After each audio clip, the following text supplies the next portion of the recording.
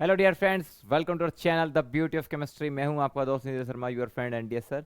Dear friends, ये video हम recorded version में आपके सामने डाल लेकर आ रहे हैं क्योंकि थोड़ा सा हाई अलर्ट है। मौसम थोड़ा हमारे शहर में ख़राब है, उस वजह से लाइव सेशन हो नहीं पा रहा है कुछ दिनों से। So we are here with the recorded session. और हम HPSC Haryana public service commission के पीजीटी केमिस्ट्री के ऑब्जेक्टिव स्क्रीनिंग का जो मेवात कैडरे का 2023 में पेपर हुआ था, उसमें 80 क्वेश्चंस आए थे केमिस्ट्री के। अब तो 100 क्वेश्चंस आएंगे, सारे के सारे जनरल पेपर खत्म कर दिया गया है। 80 क्वेश्चंस में हमने पेपर पार्ट वन दो दूसरा पार्ट आज हम लेकर आ रहे हैं। इससे पहले पार्ट वन में हमने 1 से लेकर 40 क्वेश्चन किए थे। आज हम 41 से लेकर 80 तक क्वेश्चन करेंगे, 80 तक। तो स्टार्ट करते हैं विदाउट वेस्टिंग एनी टाइम, ठीक है। जो भी कैंडिडेट हमारे सेशन को देखकर पसंद आए सेशन, तो वीडियो को लाइक करें, चैनल को सब्सक्राइब करें। And this is the unique platform for the all PGT chemistry preparation exams.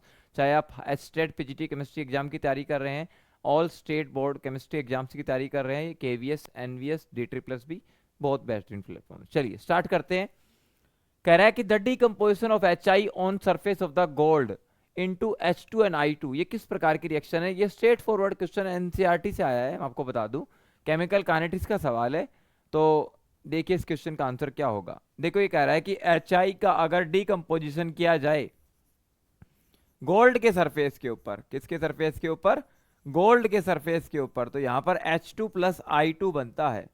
लेकिन इस रिएक्शन के अंदर अगर हम देखें तो मोलिकुलरिटी तो भले ही दो आएगी, कि मोलिकुलरिटी थ्योरेटिकल फैक्टर है। इसमें total number of moles reactant के दो पार्टिसिपेट कर रहे हैं, तो मोलिकुलरिटी इस रिएक्शन की भले ही दो है, लेकिन इस रिएक्शन का ऑर्डर जीरो होता है, ध्यान रखना। क्योंकि rate of reaction in this reaction is independent of the concentration of HI, क्योंकि इसमें गोल्ड सरफेस का बहुत बड़ा रोल है। तो इस रिएक्शन का जीरो ऑर्डर रिएक्शन है। एनसीईआरटी स्ट्रेट फॉरवर्ड क्वेश्चन है। इसके अलावा और एग्जांपल और बता देता हूं, वो भी पेपर में आ सकते हैं। एक तो ध्यान रखना HI का डीकंपोजिशन गोल्ड सरफेस पे। एक ध्यान रखना अमोनिया का डीकंपोजिशन, अमोनिया का डीकंपोजिशन प्लेटिनम के सरफेस पर। अगर प्लेटिनम के सरफेस पर अमोनिया डीकंपोज होता है N2 प्लस 3H2 में, और अमोनिया के 2 मोल पार्टिसिपेट करते हैं, तो इस रिएक्शन की मोलिकुलरिटी भले ही 2 है, लेकिन इस रिएक्शन का ऑर्डर भी जीरो होता है, ये भी याद रखिएगा। तीसरी इंपॉर्टेंट एग्जांपल, हाइड्रोजन गैस और क्लोरीन गैस जब दोनों कंबाइन होती है इन प्रेजेंस ऑफ सनलाइट, तो there is a formation of 2HCl। इस रिएक्शन का ऑर्डर भी जीरो होता है, because this is the photochemical reaction and rate of reaction is independent of the concentration of H2 and Cl2, and that's why this is also the zero order reaction. तो मैंने तीनों NCERT का example दिए आपको।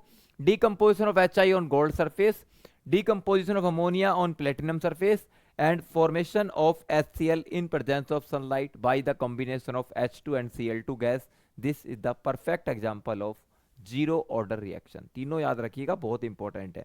इसके अलावा आपको हर example याद होना चाहिए, कम से कम एक एनसीईआरटी का। एक तो सूडो फर्स्ट ऑर्डर रिएक्शन के 2 एग्जाम्पल दे रखे हैं, दोनों याद होने चाहिए। एक तो hydrolysis of ester in acidic medium, और दूसरा आपका inversion of cane sugar. Cane sugar का जो इन्वर्जन ऑफ केन सुगर होता है और hydrolysis of ester in acidic medium, दोनों सूडो फर्स्ट ऑर्डर रिएक्शन है, वो भी याद रखिएगा, पेपर में आती है।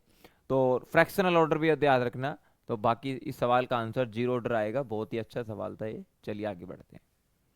विच of the following is not an example of redox reaction. बड़ा सिंपल सा सवाल पूछा इन्होंने कि इनमें से कौन सी रेडॉक्स रिएक्शन नहीं है। सबको पता है रेडॉक्स रिएक्शन का अंदाजा वहीं से लग जाता है कि अगर रिएक्टेंट से प्रोडक्ट की तरफ जा रहे हैं, तो अगर ऑक्सीडेशन स्टेट में कोई चेंज ही नहीं आ रहा है, तो ना रिडक्शन हो रहा है ना ऑक्सीडेशन हो रहा है। तो आप इस डी रिएक्शन में देखिए, बेरियम की ऑक्सीडेशन स्टेट यहाँ पर +2 है, क्योंकि 2 क्लोरीन पे 2 माइनस होता है, और सल्फेट पे ऊपर चार्ज सबको पता है, सल्फेट पे चार्ज -2 होता है, तो यहाँ पे बेरियम पे कितना आएगा, +2 आएगा।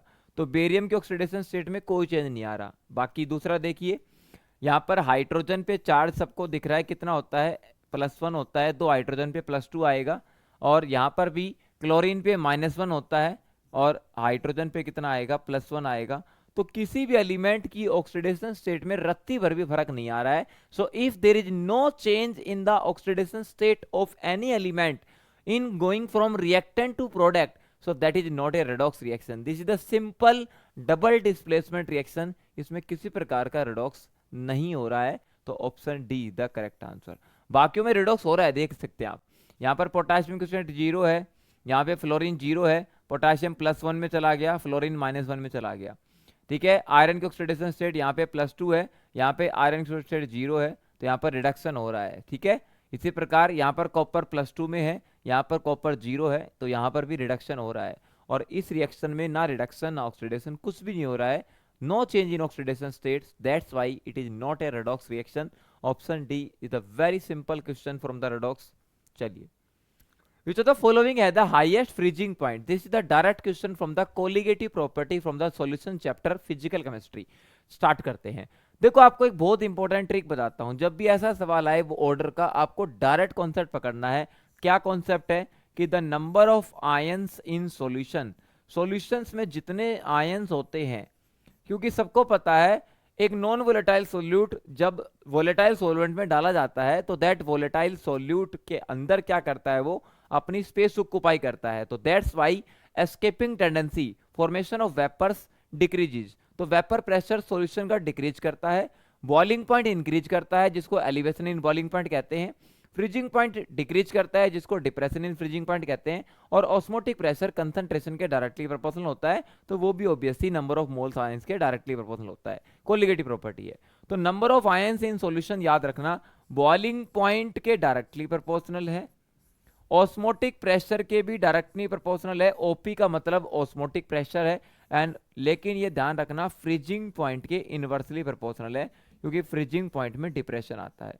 ये बात ध्यान रखना, इससे आपके 3 सवाल हो जाएंगे इसी ऑर्डर से। ठीक है, हाँ, बस एक बात का ध्यान रखना, नंबर ऑफ आयंस सेम हो तो मोल्स देखने हैं, और मोल्स सेम हो तो आयंस देखने हैं। लेकिन यहां पर देखो, नंबर ऑफ मोल्स सेम है 0.1 0.1 0.1 0.1, और जब नंबर ऑफ मोल्स सेम हो तो क्या देखते हैं, नंबर ऑफ आयंस। तो दोनों बातें याद रखना, जब नंबर ऑफ मोल्स या आयंस दोनों में से लड़ाई हो तो देख लिया करो, मोल सेम हो तो आयंस देखते हैं। अब देखो, बेरियम क्लोराइड के अंदर सबको पता है कितने आयन बनेंगे, बेरियम क्लोराइड के अंदर 3 आयन बनेंगे, 1 बेरियम 2 क्लोरीन। इसी प्रकार आप देख सकते हैं एल्यूमिनियम सल्फेट, एल्यूमिनियम सल्फेट के अंदर 5 आयन बनेंगे, क्योंकि एल्यूमिनियम +3 पे चार्ज होता है, इसमें 2 आयन है, और सल्फेट पे -2 होता है, इसके 3 आयन है। तो इसमें टोटल आयन कितने बन रहे हैं, 5 आयन बन रहे हैं, तो इसमें एन फैक्टर आपका 5 है। इसी प्रकार अगर आप NaCl की बात करें तो सबको पता है NaCl में 2 आयन होते हैं, Na+ और Cl-, and the last urea. Urea आपका कोवलेंट कंपाउंड होता है, तो यूरिया में कोई आयन नहीं होता, जिसमें कोई आयन नहीं होते वो कंपाउंड एक ही मॉलिक्यूल काउंट होता है। ठीक है, हाँ जी, वो एक ही मॉलिक्यूल काउंट होता है पूरा, तो मतलब एक आयन कह सकते हैं उसको, पूरा इंडिविजुअल एक कंपाउंड।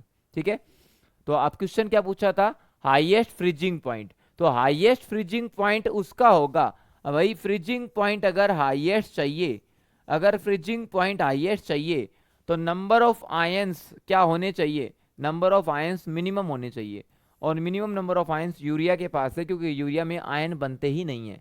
तो 0 मत बोल देना, क्योंकि उसमें एक मॉलिक्यूल है तो आयन काउंट नहीं होगा, एक मॉलिक्यूल काउंट होगा। ठीक है, तो इसका आंसर क्या आएगा, यूरिया आएगा। Very simple question, option D the correct answer. ठीक है, चलिए आगे बढ़ते हैं। अगर एक क्वेश्चन आता ना, विच है द हाईएस्ट बॉइलिंग पॉइंट, तो boiling point number of ions के डायरेक्टली प्रोपोर्शनल है, तो इस क्वेश्चन का आंसर फिर एल्यूमिनियम सल्फेट आता, option B. Highest osmotic pressure पूछता तो भी इस क्वेश्चन का आंसर ऑप्शन बी आता। क्लियर हो गया आपको। चलिए 44, अगला सवाल, among the 2 OH bonds in water molecule the energy required to break the first OH bond and the second OH bond is the same। अरे भैया कैसे हो सकती है, जब इलेक्ट्रॉनिक इन्वायरमेंट ही सेम नहीं है तो एनर्जी सेम कैसे हो सकती है। ये तो ये कहना चाह रहा है कि वाटर के अंदर है ना, जैसे वाटर में 2 H होते हैं, आप ऐसे बना लो, वाटर में 2 H होते हैं, तो पहले आप एक बॉन्ड को ब्रेक करो, तो जब एक बॉन्ड को ब्रेक करोगे तो H+ OH बचेगा। जैसे मान लो आपने ये वाला बॉन्ड ब्रेक कर दिया तो क्या बचेगा, H ब्रेक हो गया और H+ OH, तो इस बॉन्ड को ब्रेक किया तो आपकी यहाँ पर जो एनर्जी आई, यहाँ पर कोई एनर्जी आपको रिक्वायर्ड हुई। ठीक है, और फिर कह रहा है OH बॉन्ड को फिर ब्रेक करो, OH बॉन्ड में से इस बॉन्ड को ब्रेक करो तो O+H अलग हो गया।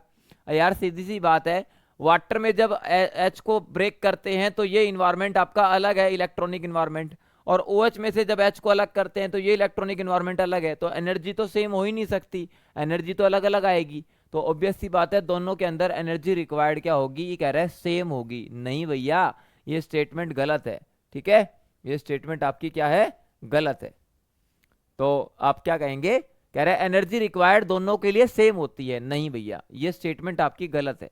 ठीक है, ये स्टेटमेंट आपकी गलत है, एनर्जी सेम नहीं हो सकती। आगे देखो, कह रहा है this is because the electronic environment around oxygen is same even after breaking of one OH bond. अरे यार, एक H हटने के बाद इलेक्ट्रॉनिक इन्वायरमेंट अलग हो गया, इन्वायरमेंट अलग हो गया तो एनर्जी सेम कैसे हो सकती है, एनर्जी सेम नहीं है क्योंकि इलेक्ट्रॉनिक इन्वायरमेंट अलग अलग है। तो दूसरा रीजन भी गलत है, इसके असर्शन रीजन दोनों गलत है। ऑप्शन सी इसका करेक्ट आंसर आएगा।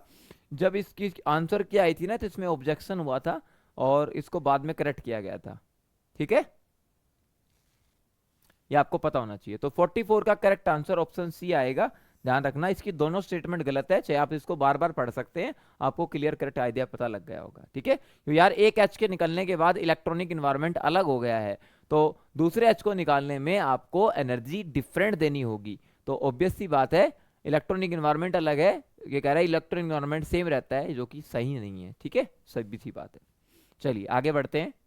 45, which of the following molecule है the zero dipole moment. Dipole moment के ऊपर इन्होंने 2 सवाल पूछे हैं, इनको शर्म आनी चाहिए जरा सी कि जब हम पीजीटी केमिस्ट्री लेवल का एग्जाम ले रहे हैं और पब्लिक सर्विस कमीशन एक बड़ा जो SCS का एग्जाम, हरियाणा सिविल सर्विस का एग्जाम कंडक्ट करवाता है, उसको एक अच्छे स्टैंडर्ड का पेपर तो बनाना ही चाहिए, ताकि जब आप 4 टाइम्स कैंडिडेट्स की छटनी कर रहे हो, यार छटनी ऐसे थोड़ी कर लोगे, आपको क्रीम चाहिए, आपको एज ए टीचर क्रीम चाहिए, और क्रीम चाहिए अगर आपको चाहिए तो सब पेपर का स्टैंडर्ड थोड़ा सा अप करना चाहिए, ताकि 4 टाइम्स कैंडिडेट सेलेक्ट होने में इनको मशक्कत का सामना ना करना पड़े, ऊपर ऊपर की क्रीम मिल जाए। ठीक है, और लोग पढ़कर तैयारी करके दे पेपर दे, क्योंकि अब लोगों को लग रहा है पेपर तो पहले पिछला आसान आया था तो अब तो कुछ नहीं पढ़ना, लेकिन मैं फिर भी लोगों को सलाह दूंगा जो सिलेबस प्रिस्क्राइब्ड है उसको डिटेल में पढ़ लो, डीप में पढ़ लो और जबरदस्त तरीके से पढ़ो। ठीक है, हाँ, क्योंकि 100 के 100 क्वेश्चन आएंगे पेपर में सिलेबस से, और आपके केमिस्ट्री के आएंगे। कह रहा है कौन से की डाइपोल मोमेंट 0 है, तो सबको पता है यार, CO2 लीनियर होता है, सिमेट्रिकल होता है। ठीक है, CO2 सिमेट्रिकल होता है और एज वेल एज लीनियर भी होता है, तो सिमेट्रिकल भी है as well as linear molecule भी है। तो ऑब्वियस सी बात है सिमेट्रिकल और लीनियर मॉलिक्यूल की डाइपोल मोमेंट क्या होती है, 0 होती है, ऑब्वियस सी बात है। तो option B is the correct answer. बाकी लीनियर नहीं है क्योंकि अमोनिया पिरामिडल होता है, वाटर आपका वेंट या वी शेप होता है, और H2S भी आपका वेंट या वी शेप होता है, तो इनके अंदर डाइपोल मोमेंट आपकी नॉन जीरो आएगी, ऑब्वियस सी बात है। चलो हम आपको एक इंपॉर्टेंट काम की बात बता देता हूँ, ये ध्यान रखना कि जितने भी मॉलिक्यूल्स होते हैं ना जिनकी रेगुलर ज्योमेट्री होती है, जितने भी मॉलिक्यूल्स होते हैं जिनकी रेगुलर ज्योमेट्री होती है, ये ध्यान रखना, बहुत इंपॉर्टेंट पॉइंट है। जितने भी मॉलिक्यूल होते हैं जिनकी रेगुलर ज्योमेट्री होती है, रेगुलर ज्योमेट्री का मतलब है कि सेंट्रल एटम के पास, सेंट्रल एटम के पास कोई लोन पेयर ना हो, सेंट्रल एटम के पास कोई लोन पेयर ना हो, और सेंट्रल एटम ध्यान रखना it is surrounded by, it is surrounded by all similar atoms. अगर एक सेंट्रल एटम सारे एक जैसे एटम से सराउंड है और उसकी रेगुलर ज्योमेट्री है, तो ध्यान से समझ लो उसके अंदर डाइपोल मोमेंट 0 आएगी, उन सभी मॉलिक्यूल्स की डाइपोल मोमेंट क्या आएगी, 0 आएगी। बहुत बढ़िया सवाल है, एग्जांपल देखो, कितने एग्जांपल देता हूं आपको। BeF2, BeCl2, CO2, ठीक है, हाँ जी, 3 तो यही हो गए। आगे बढ़ो, BF3, आगे बढ़ो, BCl3, चलो आगे बढ़ो, आ गया समझ में। इसी प्रकार CCl4, CH4, SiCl4, PCl5, SF6, PF5, और देखो एक आपका IF7 एटसेट्रा, और भी हैं, और लिख लो, XeO4, ठीक है, XeF4, ठीक है, XeF2, ये सारे एटसेट्रा, ध्यान रखना। इनके अंदर ये लीनियर होता है, XeF2 लीनियर होता है, ये आपका स्क्वायर प्लेनर होता है, ठीक है, ये आपका प्योर टेट्राहेड्रल होता है। तो ये सारी रेगुलर ज्योमेट्री है, इस प्रकार से और इनकी सबकी डायपोल मोमेंट जीरो होती है। बहुत ही बेहतरीन पॉइंट है, इसको याद रखना। और एक मॉलिक्यूल में अगर एक भी लोन पेयर आ गया ना तो उसकी ज्योमेट्री डिस्टोर्ट हो जाती है और उसको डिस्टोर्टेड ज्योमेट्री कहते हैं। बहुत अच्छा पॉइंट है, याद रखना। और डिस्टोर्टेड ज्योमेट्री शेप नाम बन जाती है। क्या बन जाती है? शेप बन जाती है, उसको याद रखिएगा। तो जिस मॉलिक्यूल में इरेगुलर ज्योमेट्री होती है, शेप होती है, उनकी डायपोल मोमेंट हमेशा नॉन जीरो आती है। बहुत बेहतरीन पॉइंट है, इसको याद रखिएगा। ठीक है, चलिए अगला।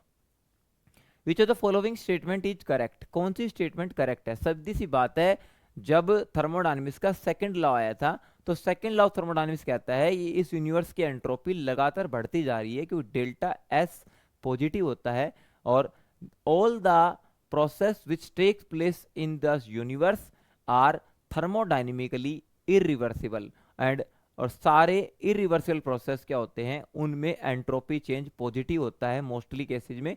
इसलिए कहते हैं यूनिवर्स की एंट्रोपी बढ़ती जा रही है, इसलिए entropy of the universe is continuously increasing. यही स्टेटमेंट आपकी सही है।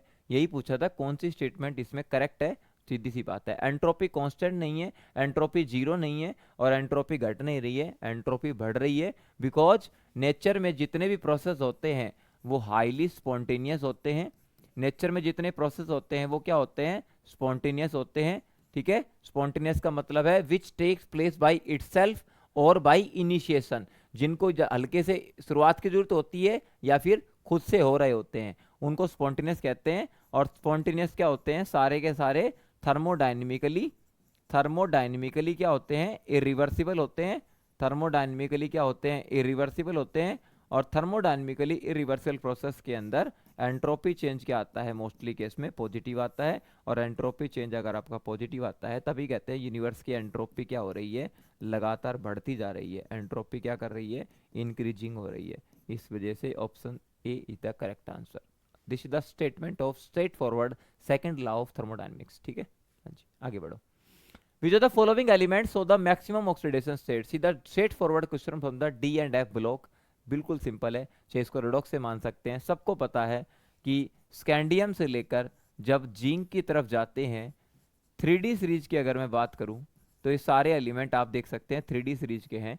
और 3D सीरीज के अंदर स्कैंडियम एक ऐसा एलिमेंट है जो आपका does not show variable oxidation state. इनको सवाल थोड़ा अच्छे लेवल पे पूछना चाहिए था, 4 एलिमेंट देने चाहिए थे और पूछना था इनमें से कौन सा वेरिएबल ऑक्सीडेशन स्टेट शो नहीं करता।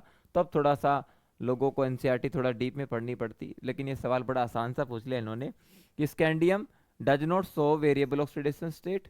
स्कैंडियम आपका वेरिएबल ऑक्सीडेशन स्टेट शो नहीं करता। स्कैंडियम की ऑक्सीडेशन स्टेट आपकी +3 फिक्स होती है, याद रखना। ठीक है, हाँ जी, +3 फिक्स होती है। और उसके अलावा जब आप आगे बढ़ते हैं ना, स्कैंडियम के आगे टाइटेनियम की तरफ जाते हैं तो टाइटेनियम +2 से लेकर +4 तक चला जाता है। अगर आप वेनेडियम की बात करें 23 की, तो ये +2 से लेकर +5 तक ऑक्सीडेशन स्टेट शो करता है। अगर आप क्रोमियम की बात करें तो ये +2 से लेकर +6 तक ऑक्सीडेशन स्टेट शो करता है। और अगर आप मैग्नीज की बात करें तो ये +2 से लेकर आपका +7 तक ऑक्सीडेशन शो करता है। और 3D सीरीज का यही एक मेंबर है मैग्नीज 25, जो आपका maximum variable oxidation state show करता है। और ये हाईएस्ट ऑक्सीडेशन स्टेट भी यही शो करता है। जब ये maximum variable oxidation state show करता है तो मैग्नीज भी +7 अपना हाईएस्ट ऑक्सीडेशन स्टेट शो करता है। तो आंसर क्या आएगा आपका? Option A, manganese. ठीक है, कॉपर की 2 ऑक्सीडेशन स्टेट होती है, एक +1 होता है, एक +2 होता है, क्यूपरस क्यूप्रिक। ठीक है, आयरन की ज्यादातर फेरस और फेरिक होती है, +2 +3, लेकिन मैग्नीज की बहुत सारी होती हैं। मैग्नीज का बेस्ट एग्जांपल है हाईएस्ट ऑक्सीडेशन स्टेट के अंदर KMnO4, पोटेशियम पर मैग्नेट, जिससे आप अच्छे खासे वाकिफ है। +7 ऑक्सीडेशन स्टेट होती है, and it a very good oxidising agent. ठीक है, हाँ जी, चलिए आगे बढ़ते हैं। Which of the following element इधर रेडियो एक्टिव? सबको पता है कि किसी भी एलिमेंट का जो रेडियो एक्टिव आइसोटोप होते हैं, हाइड्रोजन H11 होता है, नॉर्मल हाइड्रोजन, जिसको प्रोटियम कहते हैं। ठीक है, इसको P से लिखते हैं। ये आपका हाइड्रोजन H12 होता है, इसको ड्यूटेरियम कहते हैं। ड्यूटेरियम आपका D से लिखा जाता है। It is also known as heavy hydrogen, इसको आप हैवी हाइड्रोजन के नाम से भी जानते हैं। और आपका प्रोटियम नॉर्मल हाइड्रोजन होता है। और आपका H13 होता है tritium, this is the tritium, और this is known as radioactive hydrogen because this is highly radioactive in nature. ठीक है, तो इसका करेक्ट आंसर आपका ट्रीटियम आएगा, option D is the correct answer.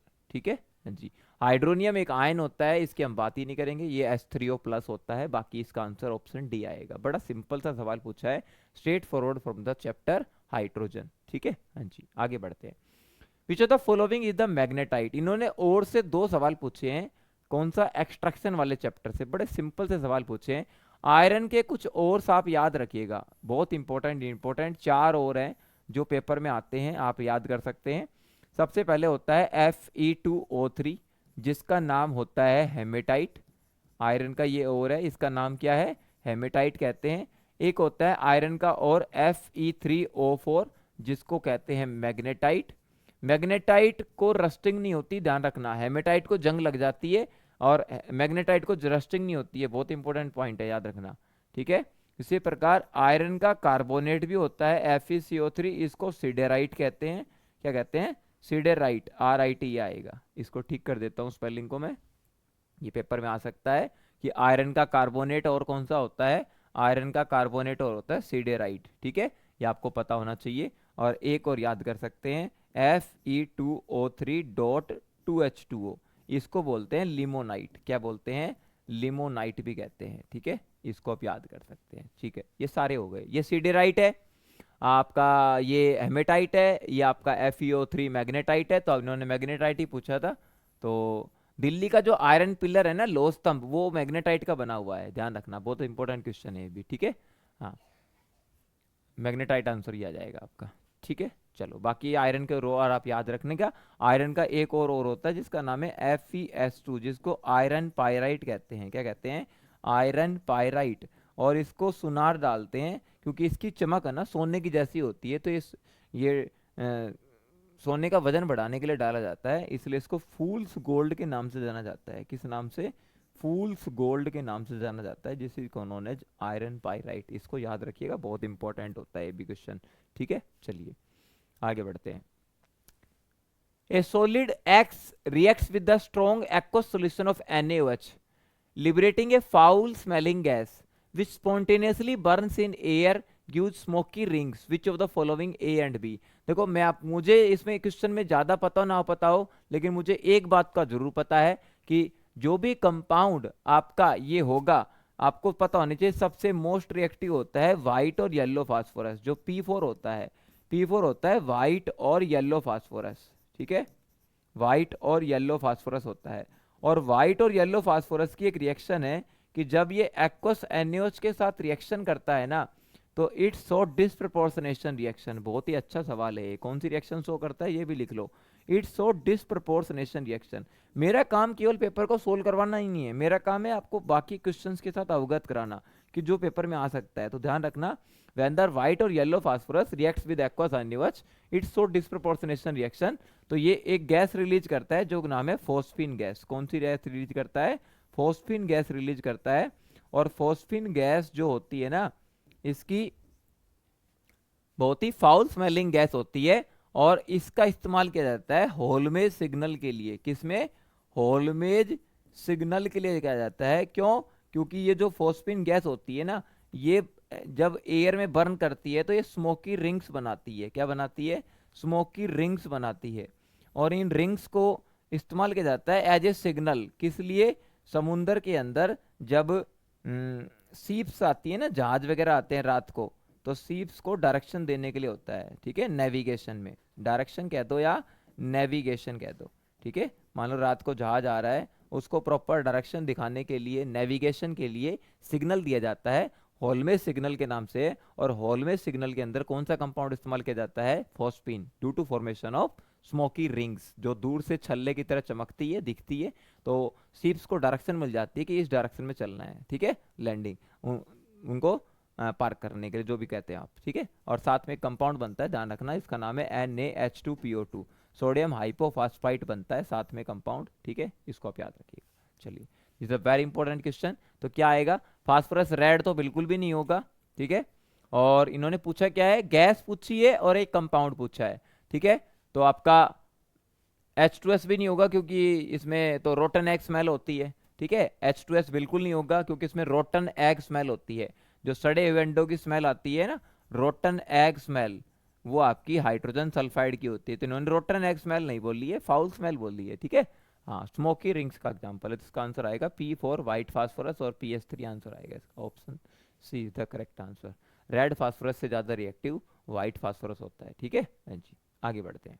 This is the straight forward question from the P block, ठीक है। P block से आया है सवाल और ग्रुप नंबर 15 से बनाया इन्होंने। चलो उसकी रिएक्शन से, which are the following family group is also known as chalcogens. देखो चाल्कोजेंस एक ग्रीक लैंग्वेज का वर्ड है, चाल्कोजेंस। चाल्कोजेंस में चाल्को वर्ड का मतलब होता है और, ठीक है, और जन का मतलब होता है प्रोड्यूसर। तो जितने भी एलिमेंट्स और प्रोड्यूसर होते हैं ना, मतलब और बनाने का काम करते हैं, वो एलिमेंट होते हैं मोस्टली ऑक्सीजन फैमिली के। कौन सी फैमिली के?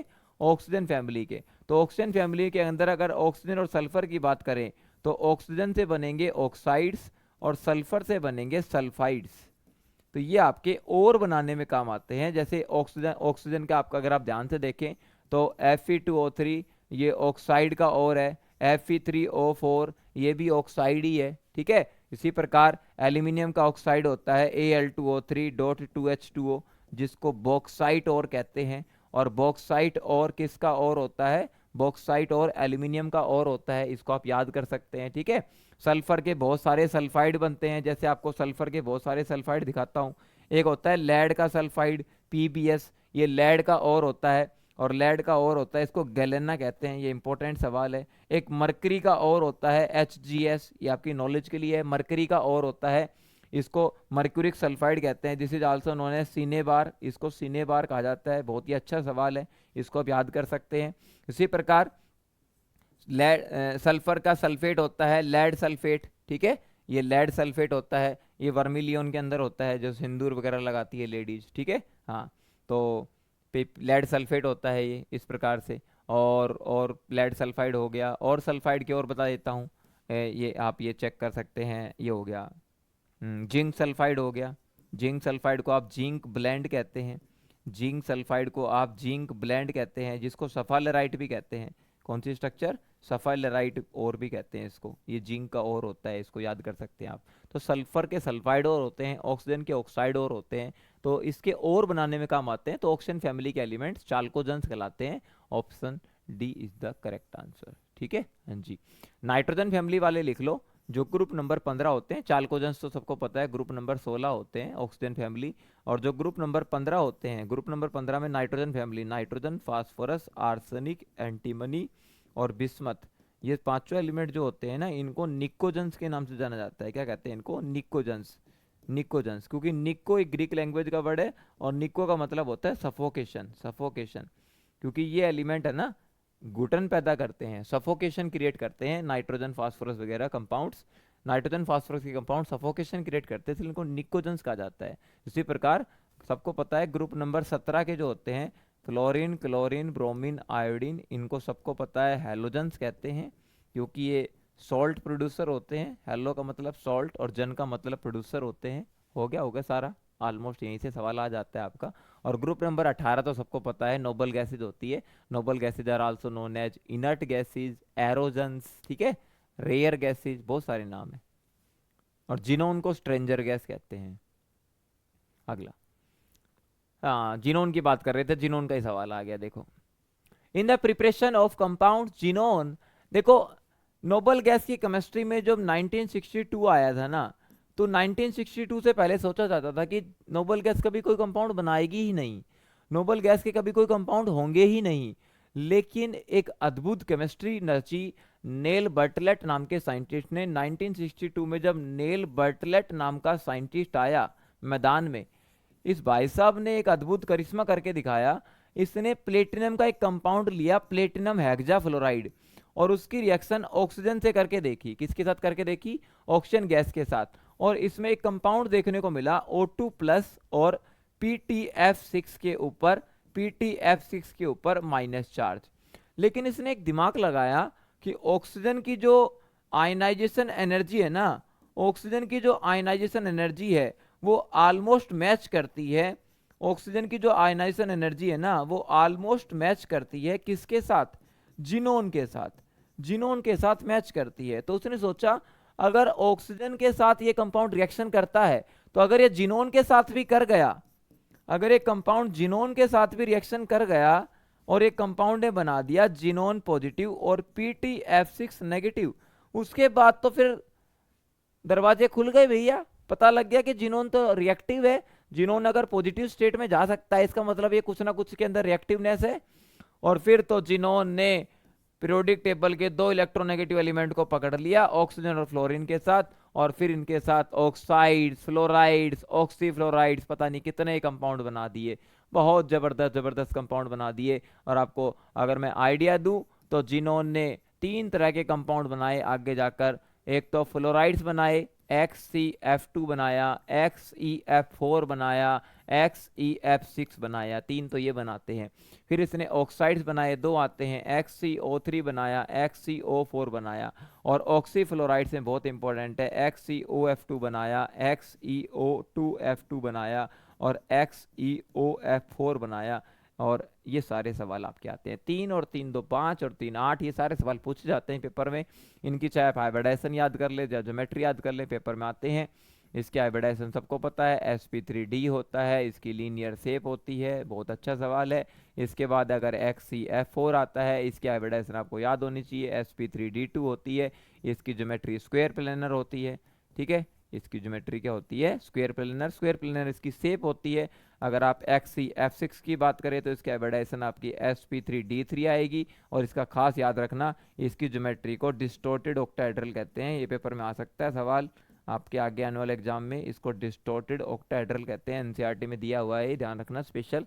उसके बाद XCO4 की बात करें तो इसकी हाइब्रिडाइजेशन sp3 होती है, ये प्योर टेट्राहेड्रल है, 4 बॉन्ड बनते हैं इसमें, 4 सिग्मा होते हैं, 4 पाई होते हैं। बहुत अच्छा सवाल है क्योंकि इसमें 4 ऑक्सीजन 4 डबल बॉन्ड बनाएंगे तो 4 सिग्मा 4 पाई होते हैं इसके अंदर। अगर आप XCO3 की बात करें तो ये पिरामिडल होता है, ये अमोनिया की जैसा दिखता है क्योंकि इसमें एक लोन पेयर आएगा, दिस इज पिरामिडल, ठीक है, ये हो गए।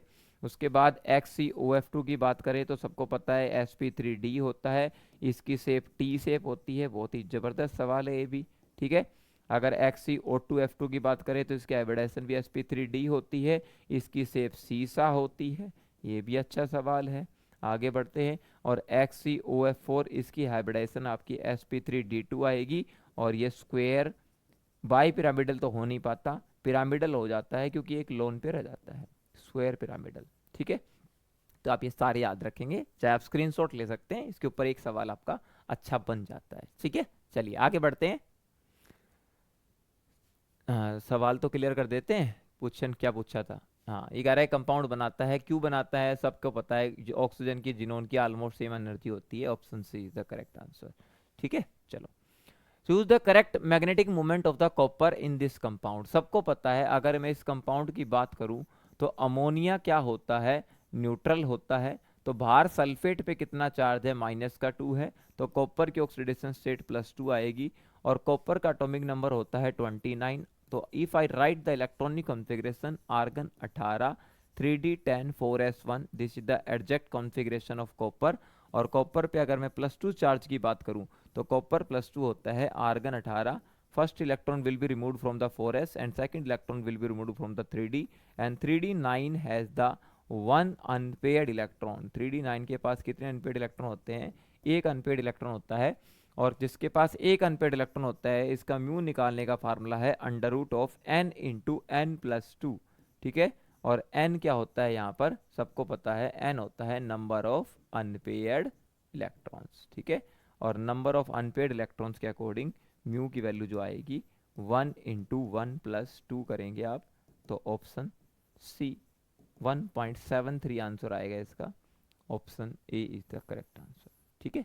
सिंपल सा सवाल था, सोल्व भी नहीं करना पड़ता है तो, क्योंकि मैंने तो आपको सॉल्यूशन देना था ना, लेकिन ये पेपर में सवाल आता है तो बहुत इजी सवाल है तो, ठीक है। इसमें एक बहुत इंपॉर्टेंट पॉइंट याद रखना, जो D1 होता है और D9 होता है, ये ध्यान रखना, DN और DN में से 10 - n कर दो, इन दोनों में अनपेयर्ड इलेक्ट्रॉन सेम होते हैं।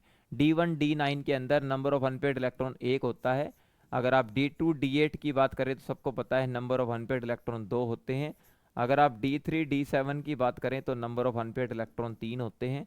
अगर आप D4 D6 की बात करें तो नंबर ऑफ अनपेड इलेक्ट्रॉन 4 होते हैं। और D5 में अनपेड इलेक्ट्रॉन कितने होते हैं? 5 होते हैं। और मैक्सिमम अनपेड इलेक्ट्रॉन 5 ही हो सकते हैं। तो याद रखना म्यू की मैक्सिमम वैल्यू कितनी आ सकती है? √35। तो 5 इंटू 5 प्लस 2 करेंगे तो इसकी वैल्यू 5.92 आएगी। कितनी आएगी? 5.92 बोर्स मैग्नेटन। 4 करोगे तो √24 आएगी। ये आंसर शायद 4.9 आता है, ऑलमोस्ट 4.90 के आसपास आता है। 3 करोगे तो √15 आएगा। 15 का आपका 3.87 के आसपास आ जाता है। ठीक है। और 2 करोगे तो √8 आएगा और 8 का लगभग 2.84 के आसपास आ जाता है। ठीक है, ऐसे याद रखना, बढ़ता हो जाएगा 84, 87, 90, 92, ऐसे याद रखो। सिंपल है, याद हो जाएगा। ठीक है, चलो ये लिस्ट याद रखना, इस लिस्ट से आपके मोस्टली सवाल हो जाते हैं। चलो, which of the following compound used the treatment of cancer? This is the direct question from the coordination chemistry and application of coordination compound. Cisplatin is used in the treatment of cancer. Cancer के treatment में cisplatin का इस्तेमाल किया जाता है। इसको आप याद कर सकते हैं, स्ट्रेट फॉरवर्ड क्वेश्चन है। उसके अलावा ये नॉलेज आपको पता होनी चाहिए कि जैसे सॉल्ट क्या होता है। जैसे सॉल्ट आपका होता है, अगर मैं बना के दिखाऊं जैसे सोल्ट, हाँ मुझे याद भी आ रहा है कुछ कुछ, क्या था ये जैसे सोल्ट। हम्म 3 क्लोरीन थे इसके साथ और एक C2H5 आता है, C2H4 इथाइलिन का कंपाउंड आता है।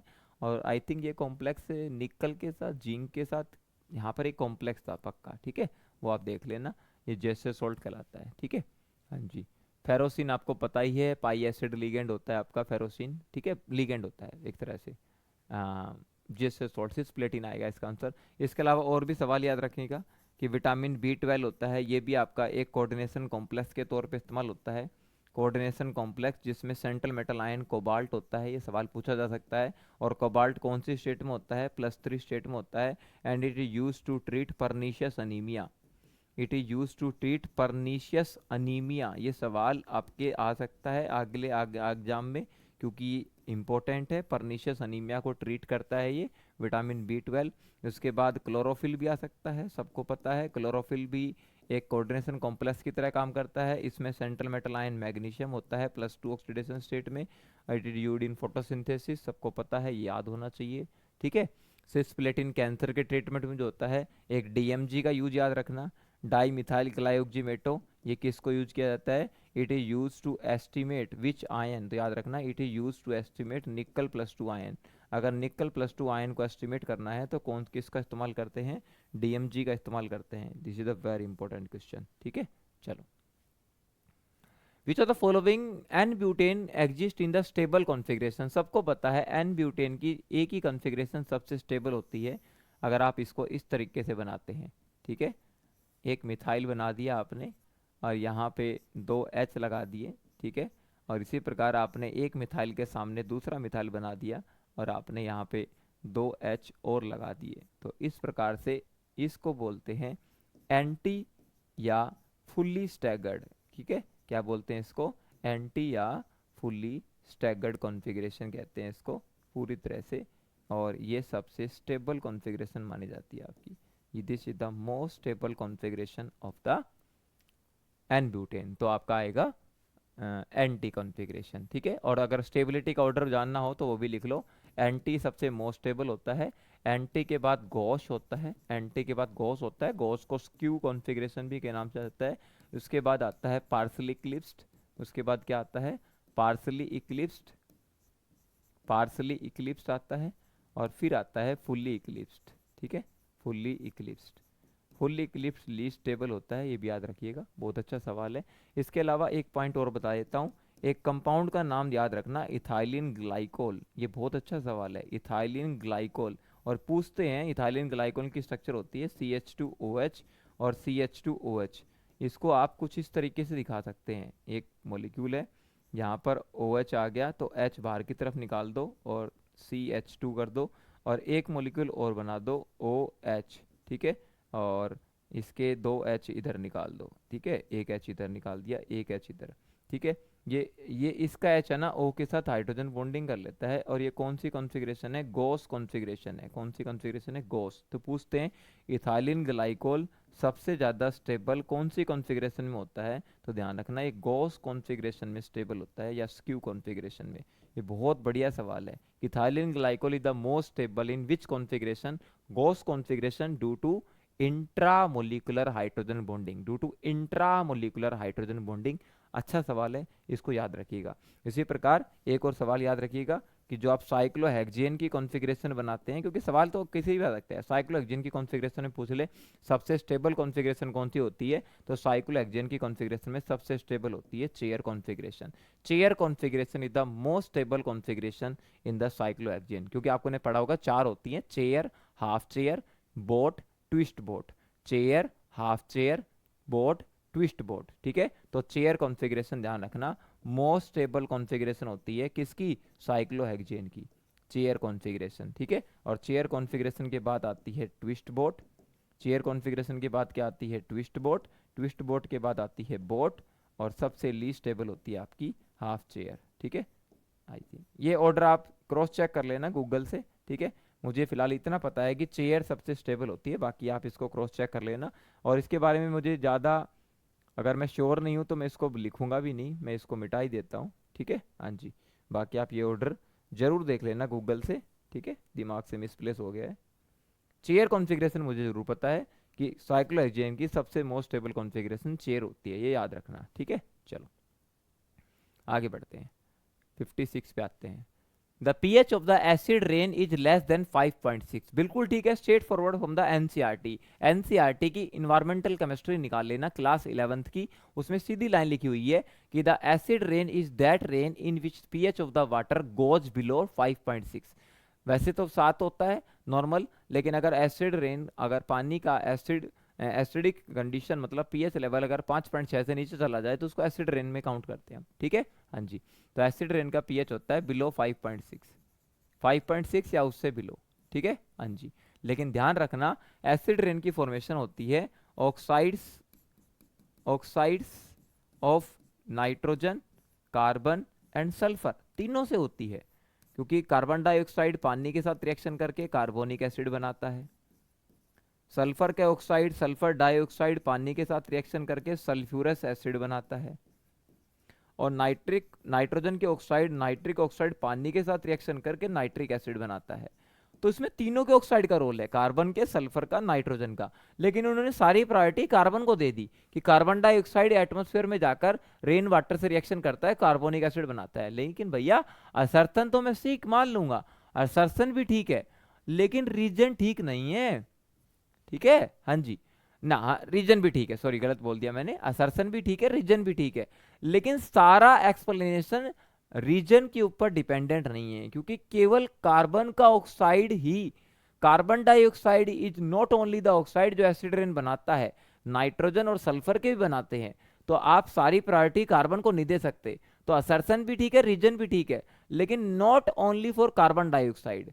तो reason is not the correct explanation. अगर ये देता ना कि the oxides of carbon, nitrogen and oxygen they dissolve in water and they decrease the pH of the water, तब हमें मानता कि एसिड रेन बनती है, लेकिन उन्होंने केवल कार्बन को प्रायोरिटी दी है और बाकियों को नहीं दी है। इस वजह से रीजन पूरी तरह से करेक्ट एक्सप्लेनेशन नहीं दे रहा है। तो मेरे अकॉर्डिंग इस क्वेश्चन का आंसर बनेगा option B.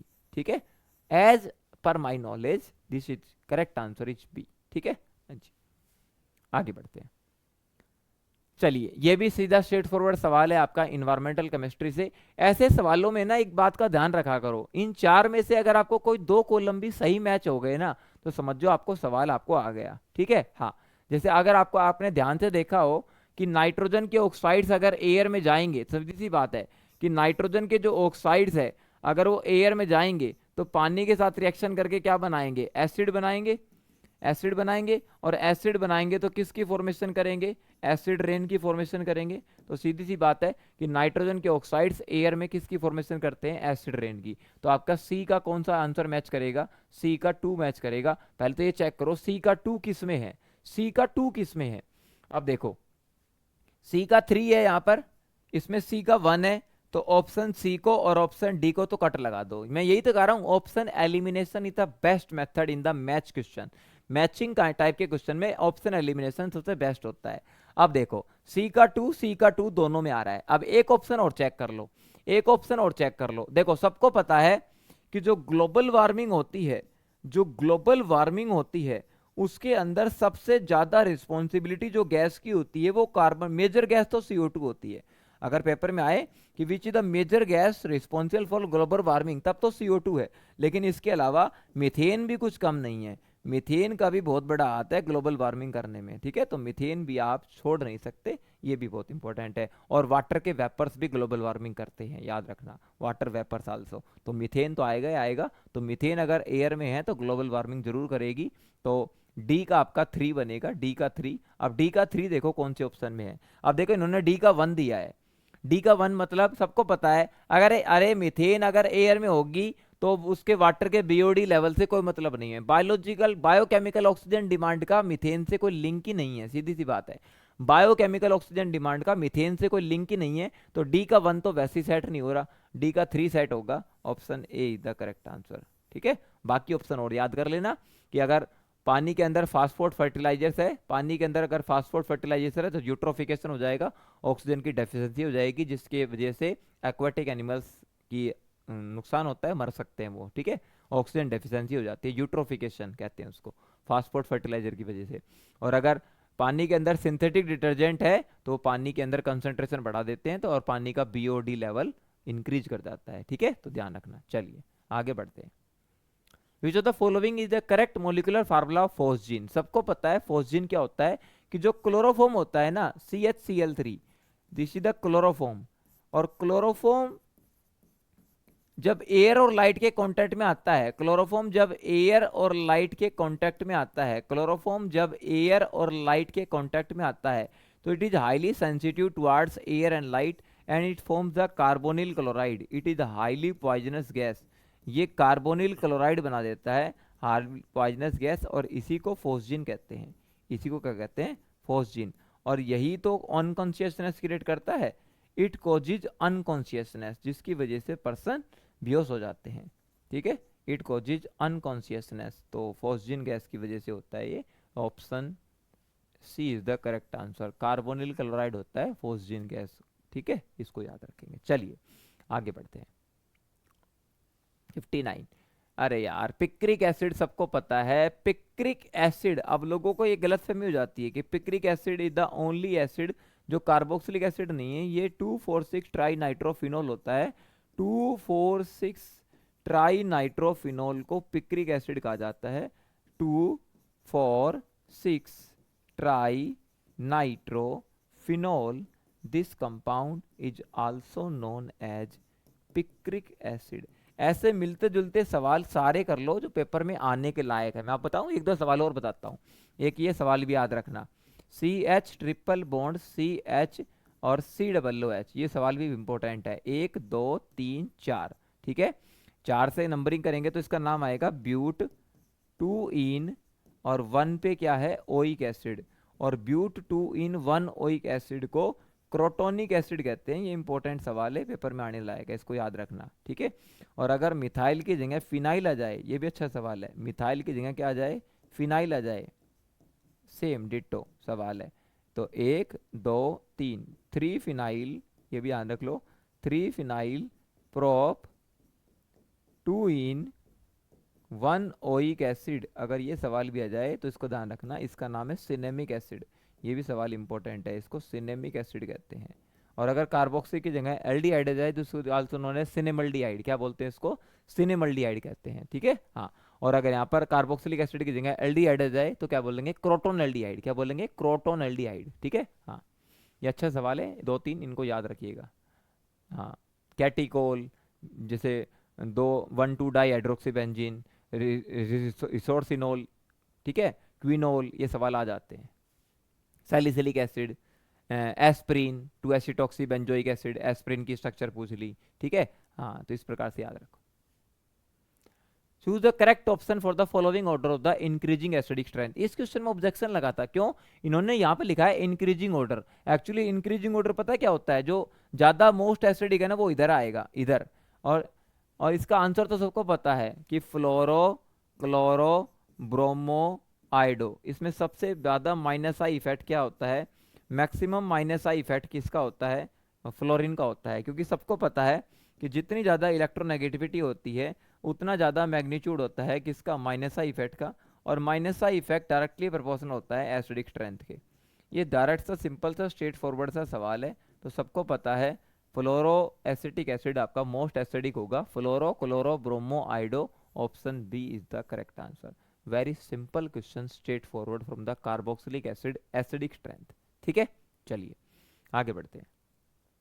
Which are the following correct option. ये क्वेश्चन भैया एनसीईआरटी में दिया हुआ है, ध्यान से नोट कर लेना। This is the nomenclature is the straightforward from the NCERT text exercise. ठीक है, अब इसका मतलब ये मत समझ लेना कि एनसीईआरटी से ही पेपर आता है, ऐसा जरूरी नहीं है।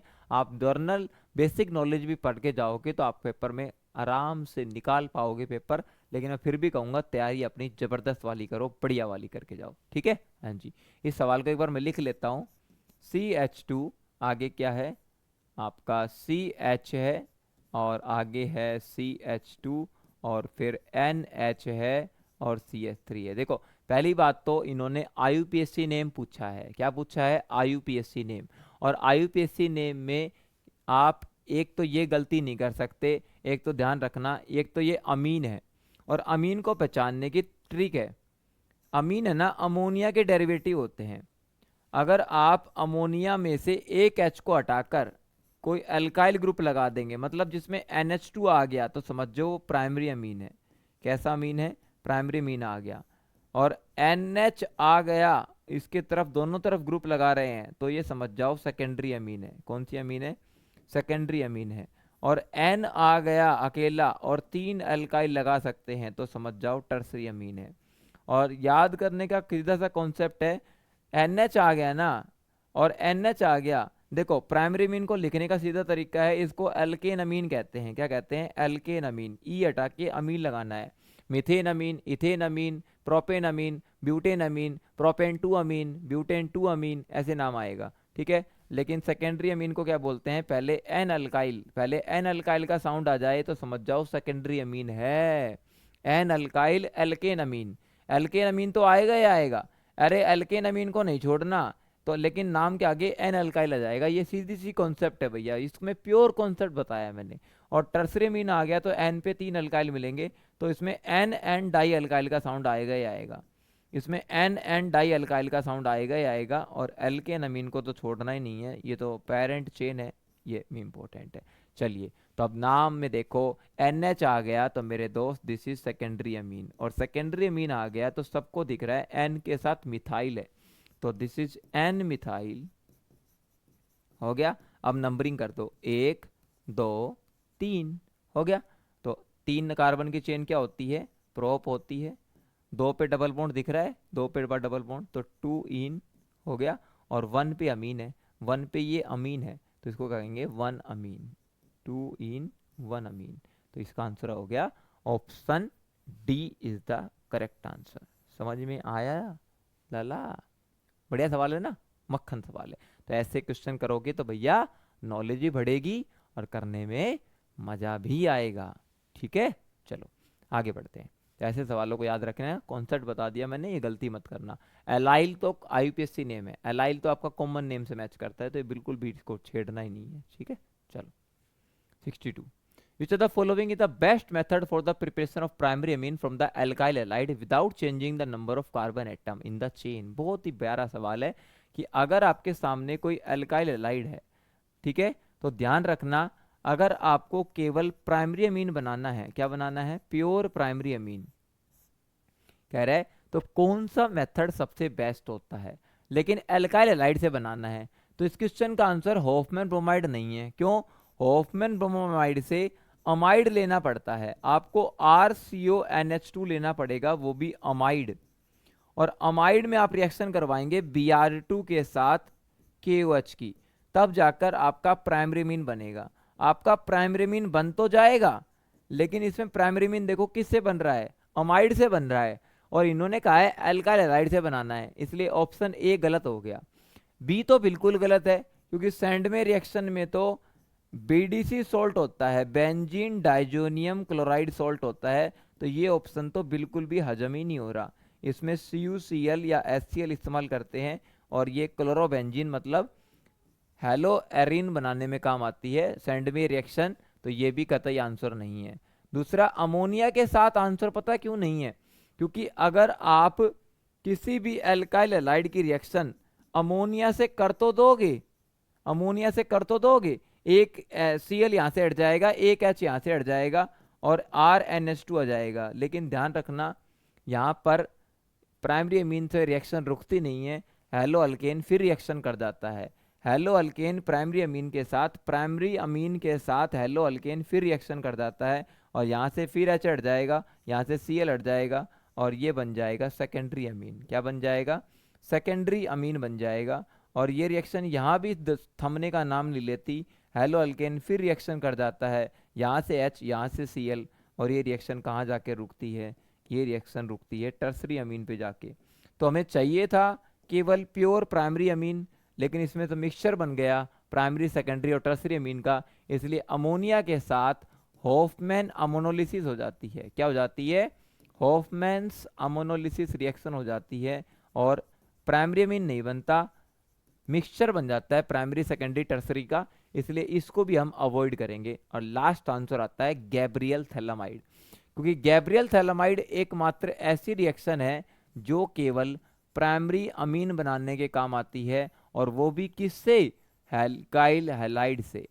एल्काइल हैलाइड से आपको प्राइमरी अमीन बनाना हो। और ध्यान रखना, Gabriel phthalimide is the only method which is used to form primary amine also the aliphatic primary अमीन।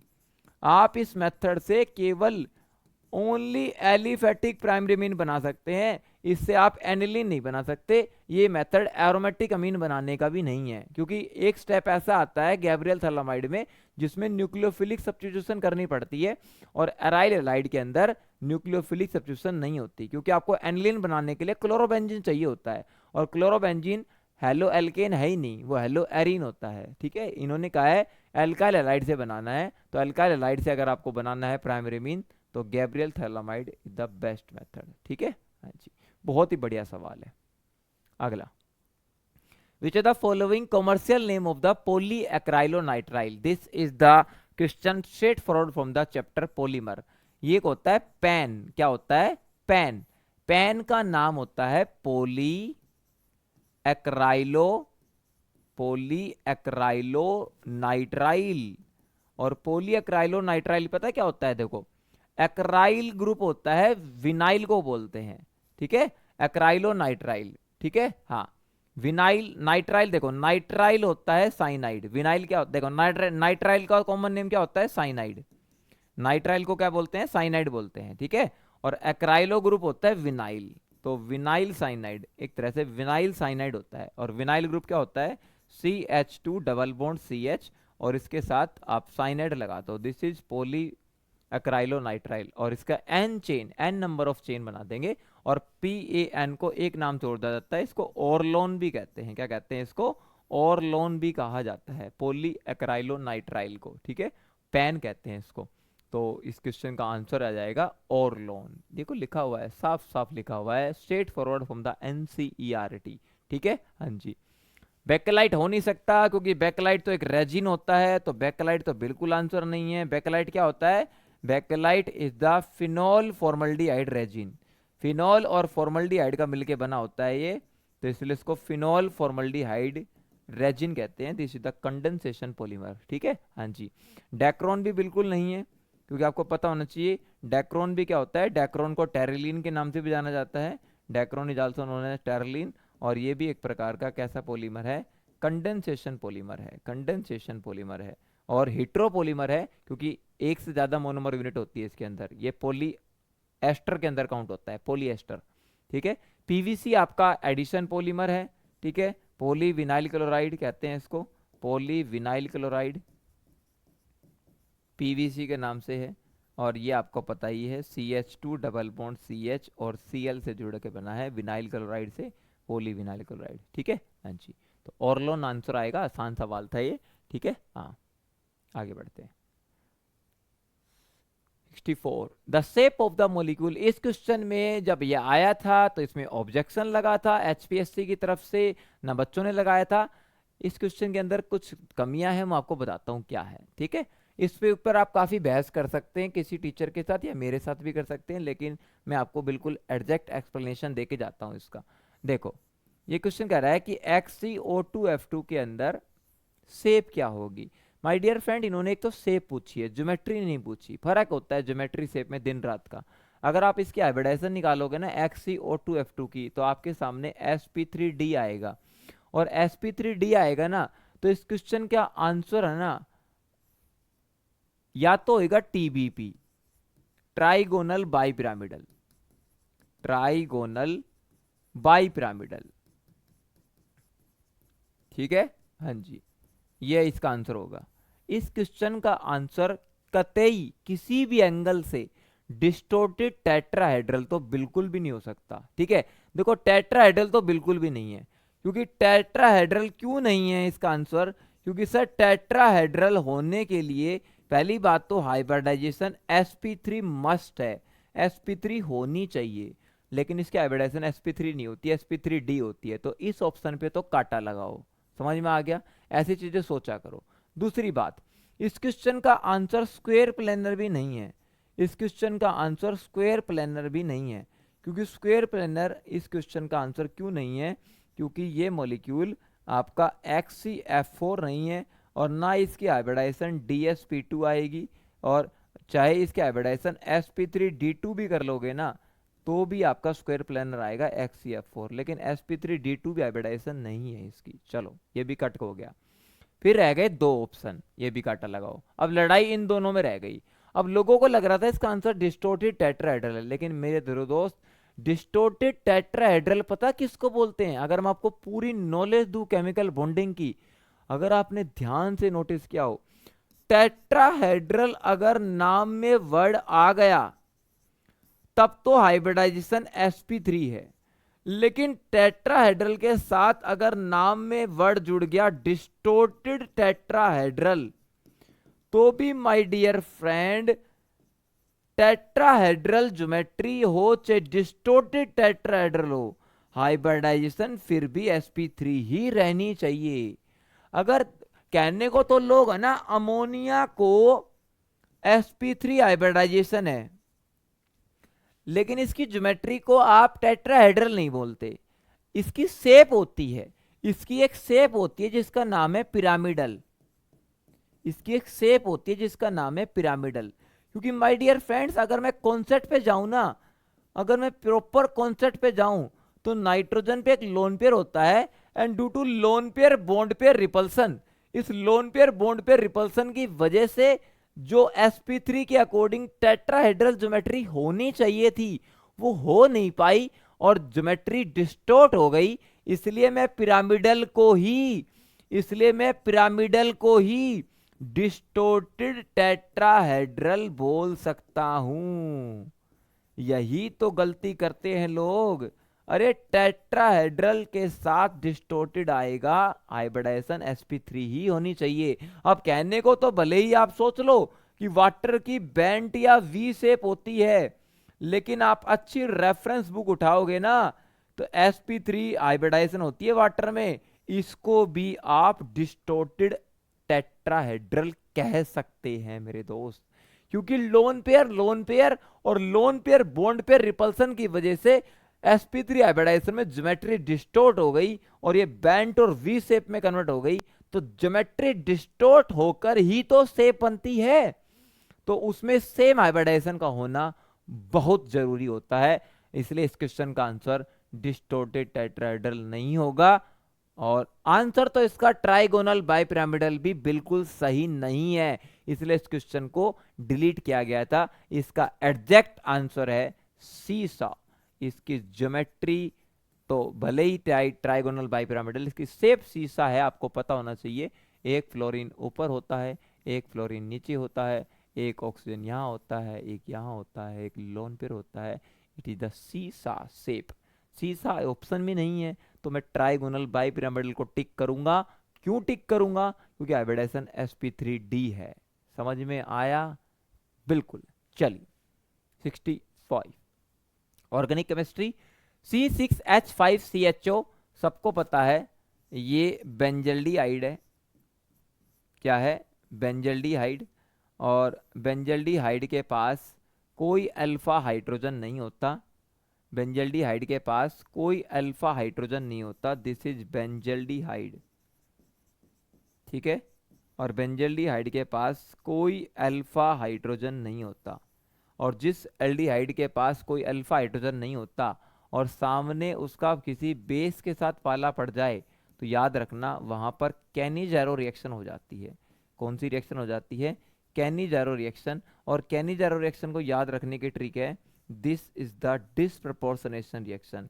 ये ऑर्गेनिक केमिस्ट्री की डिसप्रोपोर्शनेशन रिएक्शन के नाम से इसको याद कर सकते हो। और डिसप्रोपोर्शनेशन का मतलब क्या होता है मेरे दोस्त? Self oxidation, self reduction. एक ही मॉलिक्यूल अपना ही ऑक्सीडेशन कर लेगा और अपना ही रिडक्शन कर लेगा। अब सबको पता है एल्डिहाइड का ऑक्सीडेशन होता है तो कार्बोक्सिलिक एसिड बनता है, तो आपका एक बनेगा कार्बोक्सिलिक एसिड और प्लस सोडियम सॉल्ट आएगा क्योंकि सोडियम है। और एल्डिहाइड का रिडक्शन करोगे तो प्राइमरी अल्कोहल बनेगा। इससे बढ़िया कोई ट्रिक नहीं है। और रिडक्शन करोगे तो इसका बनेगा बेंजाइल अल्कोहल। तो बेंजाइल अल्कोहल और सोडियम बेंजोएट ये आंसर आएंगे, यही बने हुए हैं। और पूछ रहा है कि same reaction will take place which which of the following aldehyde. तो कैनिजारो रिएक्शन की कंडीशन है कि कंपाउंड के पास अल्फा हाइड्रोजन नहीं होना चाहिए। अब देखो किसके पास नहीं है। इथेनल अगर मैं बनाऊं तो इथेनल के पास सबको दिख रहा है ये अल्फा कार्बन है, इसके पास तो तीन तीन अल्फा हाइड्रोजन है। ये कैनिजारो रिएक्शन बिल्कुल भी शोन नहीं करेगा। ठीक है। हाँ जी। अगला कंपाउंड देखो CH3CH2CHO। तो एल्डिहाइड से अगला कार्बन ये वाला है, इसके पास दो अल्फा हाइड्रोजन है, ये भी कैनिजारो रिएक्शन शो नहीं करेगा। और अगर मैं डी कंपाउंड की बात करूं, ध्यान से देखो, डी कंपाउंड आपके दो मिथाइल है तो इस कार्बन के साथ दो मिथाइल लगा दीजिए आपने और यहाँ पर एल्डिहाइड है। तो एल्डिहाइड से अगले कार्बन पे एक अल्फा हाइड्रोजन है, एक भी अल्फा हाइड्रोजन नहीं होना चाहिए। तो ये कैनिजारो रिएक्शन शो नहीं करेंगे मेरे दोस्त, ये शो करेंगे एल्डोल कंडेंसेशन। कौन सी रिएक्शन शो करेंगे? Aldol condensation. क्योंकि एल्डोल कंडेंसेशन कहती है कि जिन कंपाउंड्स में कम से कम एक अल्फा हाइड्रोजन भी है और सामने बेस आ गया तब तो एल्डोल कंडेंसेशन होती है। और जिस कंपाउंड के पास कोई अल्फा हाइड्रोजन नहीं है और सामने बेस आ गया वहां पर कैनिजारो होती है। और बेंजल्डिहाइड के अंदर कैनिजारो होती है और एक फॉर्मल्डिहाइड में होती है, ये भी याद रखो, HCHO। फॉर्मल्डिहाइड में भी होती है क्योंकि इसके पास अल्फा हाइड्रोजन ही नहीं है, इसमें होती है। और एक आपका कंपाउंड ये रहा ऑप्शन सी। चेक करके देखो, तीन मिथाइल है तो एक मिथाइल, दो मिथाइल और तीन मिथाइल और यहाँ पे CHO लग गया। तो एल्डिहाइड से अगला कार्बन अल्फा है और अल्फा पे देखो कोई हाइड्रोजन नहीं है, तो इसके कंपाउंड के अंदर कोई अल्फा हाइड्रोजन नहीं है। तो ये कंपाउंड भी आपका कौन सी रिएक्शन शो करेगा? कैनिजारो रिएक्शन शो करेगा। This is the very important question. तो option C is the correct answer. ठीक है, इसके जैसा ही ढूंढना था, क्लियर हो गया। चलो आगे बढ़ते हैं। हाँ बढ़िया सवाल है। ठीक है। अरे यार ध्यान रखो, बहुत जरूरी चीज है। अगर बेंजीन के ऊपर ग्रुप लगा दिया, मान लो मैंने एक्स, ठीक है, और एक्स क्या क्या ले लिया हमने? एक्स ले लो fluorobenzene, chlorobenzene, bromobenzene, iodobenzene, aniline, सुनते जाओ, फिनोल, और देखो टोल्विन, और देखो एनिसोल। ये 8 ग्रुप दिमाग में सेट कर लो। कौन कौन से? फिर से रिपीट करता हूँ। फ्लोरीन लगेगा तो fluorobenzene, chlorobenzene, bromobenzene, iodobenzene, aniline, phenol, toluene, anisole. ये सारे ग्रुप अगर आपको बेंजीन पे लगे हुए दिख जाएं मेरे दोस्त, अगर ये सारे ग्रुप आपको बेंजीन पे लगे हुए दिख जाएं तो ध्यान रखना ये सारे ग्रुप एक इफेक्ट शो करते हैं जिसका नाम है +R इफेक्ट। कौन सा इफेक्ट शो करते हैं, प्लस आर इफेक्ट या प्लस एम इफेक्ट शो करते हैं रेजोनेंस में। लेकिन ध्यान रखना, जो सारे प्लस आर इफेक्ट वाले ग्रुप होते हैं, लिख लो, all plus R effect groups जो होते हैं वो सारे ऑर्थो पैरा डायरेक्टिंग होते हैं, लिख लो। क्योंकि ये प्लस आर इफेक्ट है तो खुद पे तो पॉजिटिव चार्ज क्रिएट करेंगे रेजोनेंस के द्वारा, और ऑर्थो मेटा पैरा पे क्या आएगा, नेगेटिव चार्ज डेंसिटी आएगी। तो these are the all plus R effect group are ortho para directing towards electrophilic substitution reaction, ये तो कंफर्म है। और as well as activating group होते हैं, ये सारे प्लस आर इफेक्ट वाले एक्टिवेटिंग ग्रुप होते हैं। लेकिन इसमें ध्यान रखो, एक्सेप्शन है, एक्सेप्ट हैलोजेंस। हैलोजेंस को छोड़कर, हैलोजेंस ऑर्थो पैरा डायरेक्टिंग तो होते हैं, लेकिन हैलोजेंस डीएक्टिवेटिंग ग्रुप होते हैं। बहुत ही काम की बात है, इसको आप याद रखिएगा।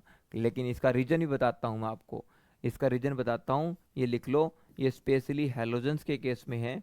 इन केस ऑफ हैलोजेंस, हैलोजेंस होते हैं इलेक्ट्रोनेगेटिव एलिमेंट, और इलेक्ट्रोनेगेटिव एलिमेंट का होता है माइनस आई इफेक्ट। हैलोजेंस का माइनस आई इफेक्ट है ना, वो प्लस आर इफेक्ट की तुलना में डोमिनेटिंग होता है।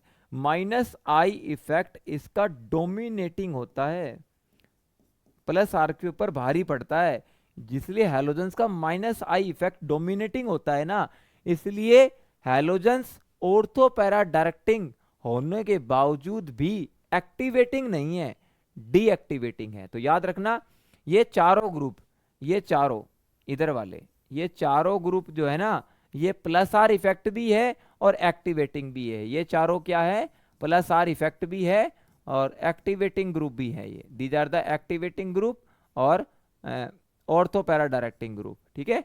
लेकिन ध्यान रखना, ये चारों ग्रुप क्या है, डीएक्टिवेटिंग है। प्लस आर इफेक्ट तो शो करते हैं लेकिन एक्टिवेटिंग नहीं है, डीएक्टिवेटिंग है। क्यों? क्योंकि minus I effect plus R पे भारी पड़ता है हैलोजेंस के केस में, ठीक है, याद रखिएगा। लेकिन देखो, इन्होंने क्लोरीन को एक्टिवेटिंग कह दिया, तो ऑप्शन सी गलत हो गया। यही पूछा था इन्होंने, कौन सा सेट इनकरेक्ट है।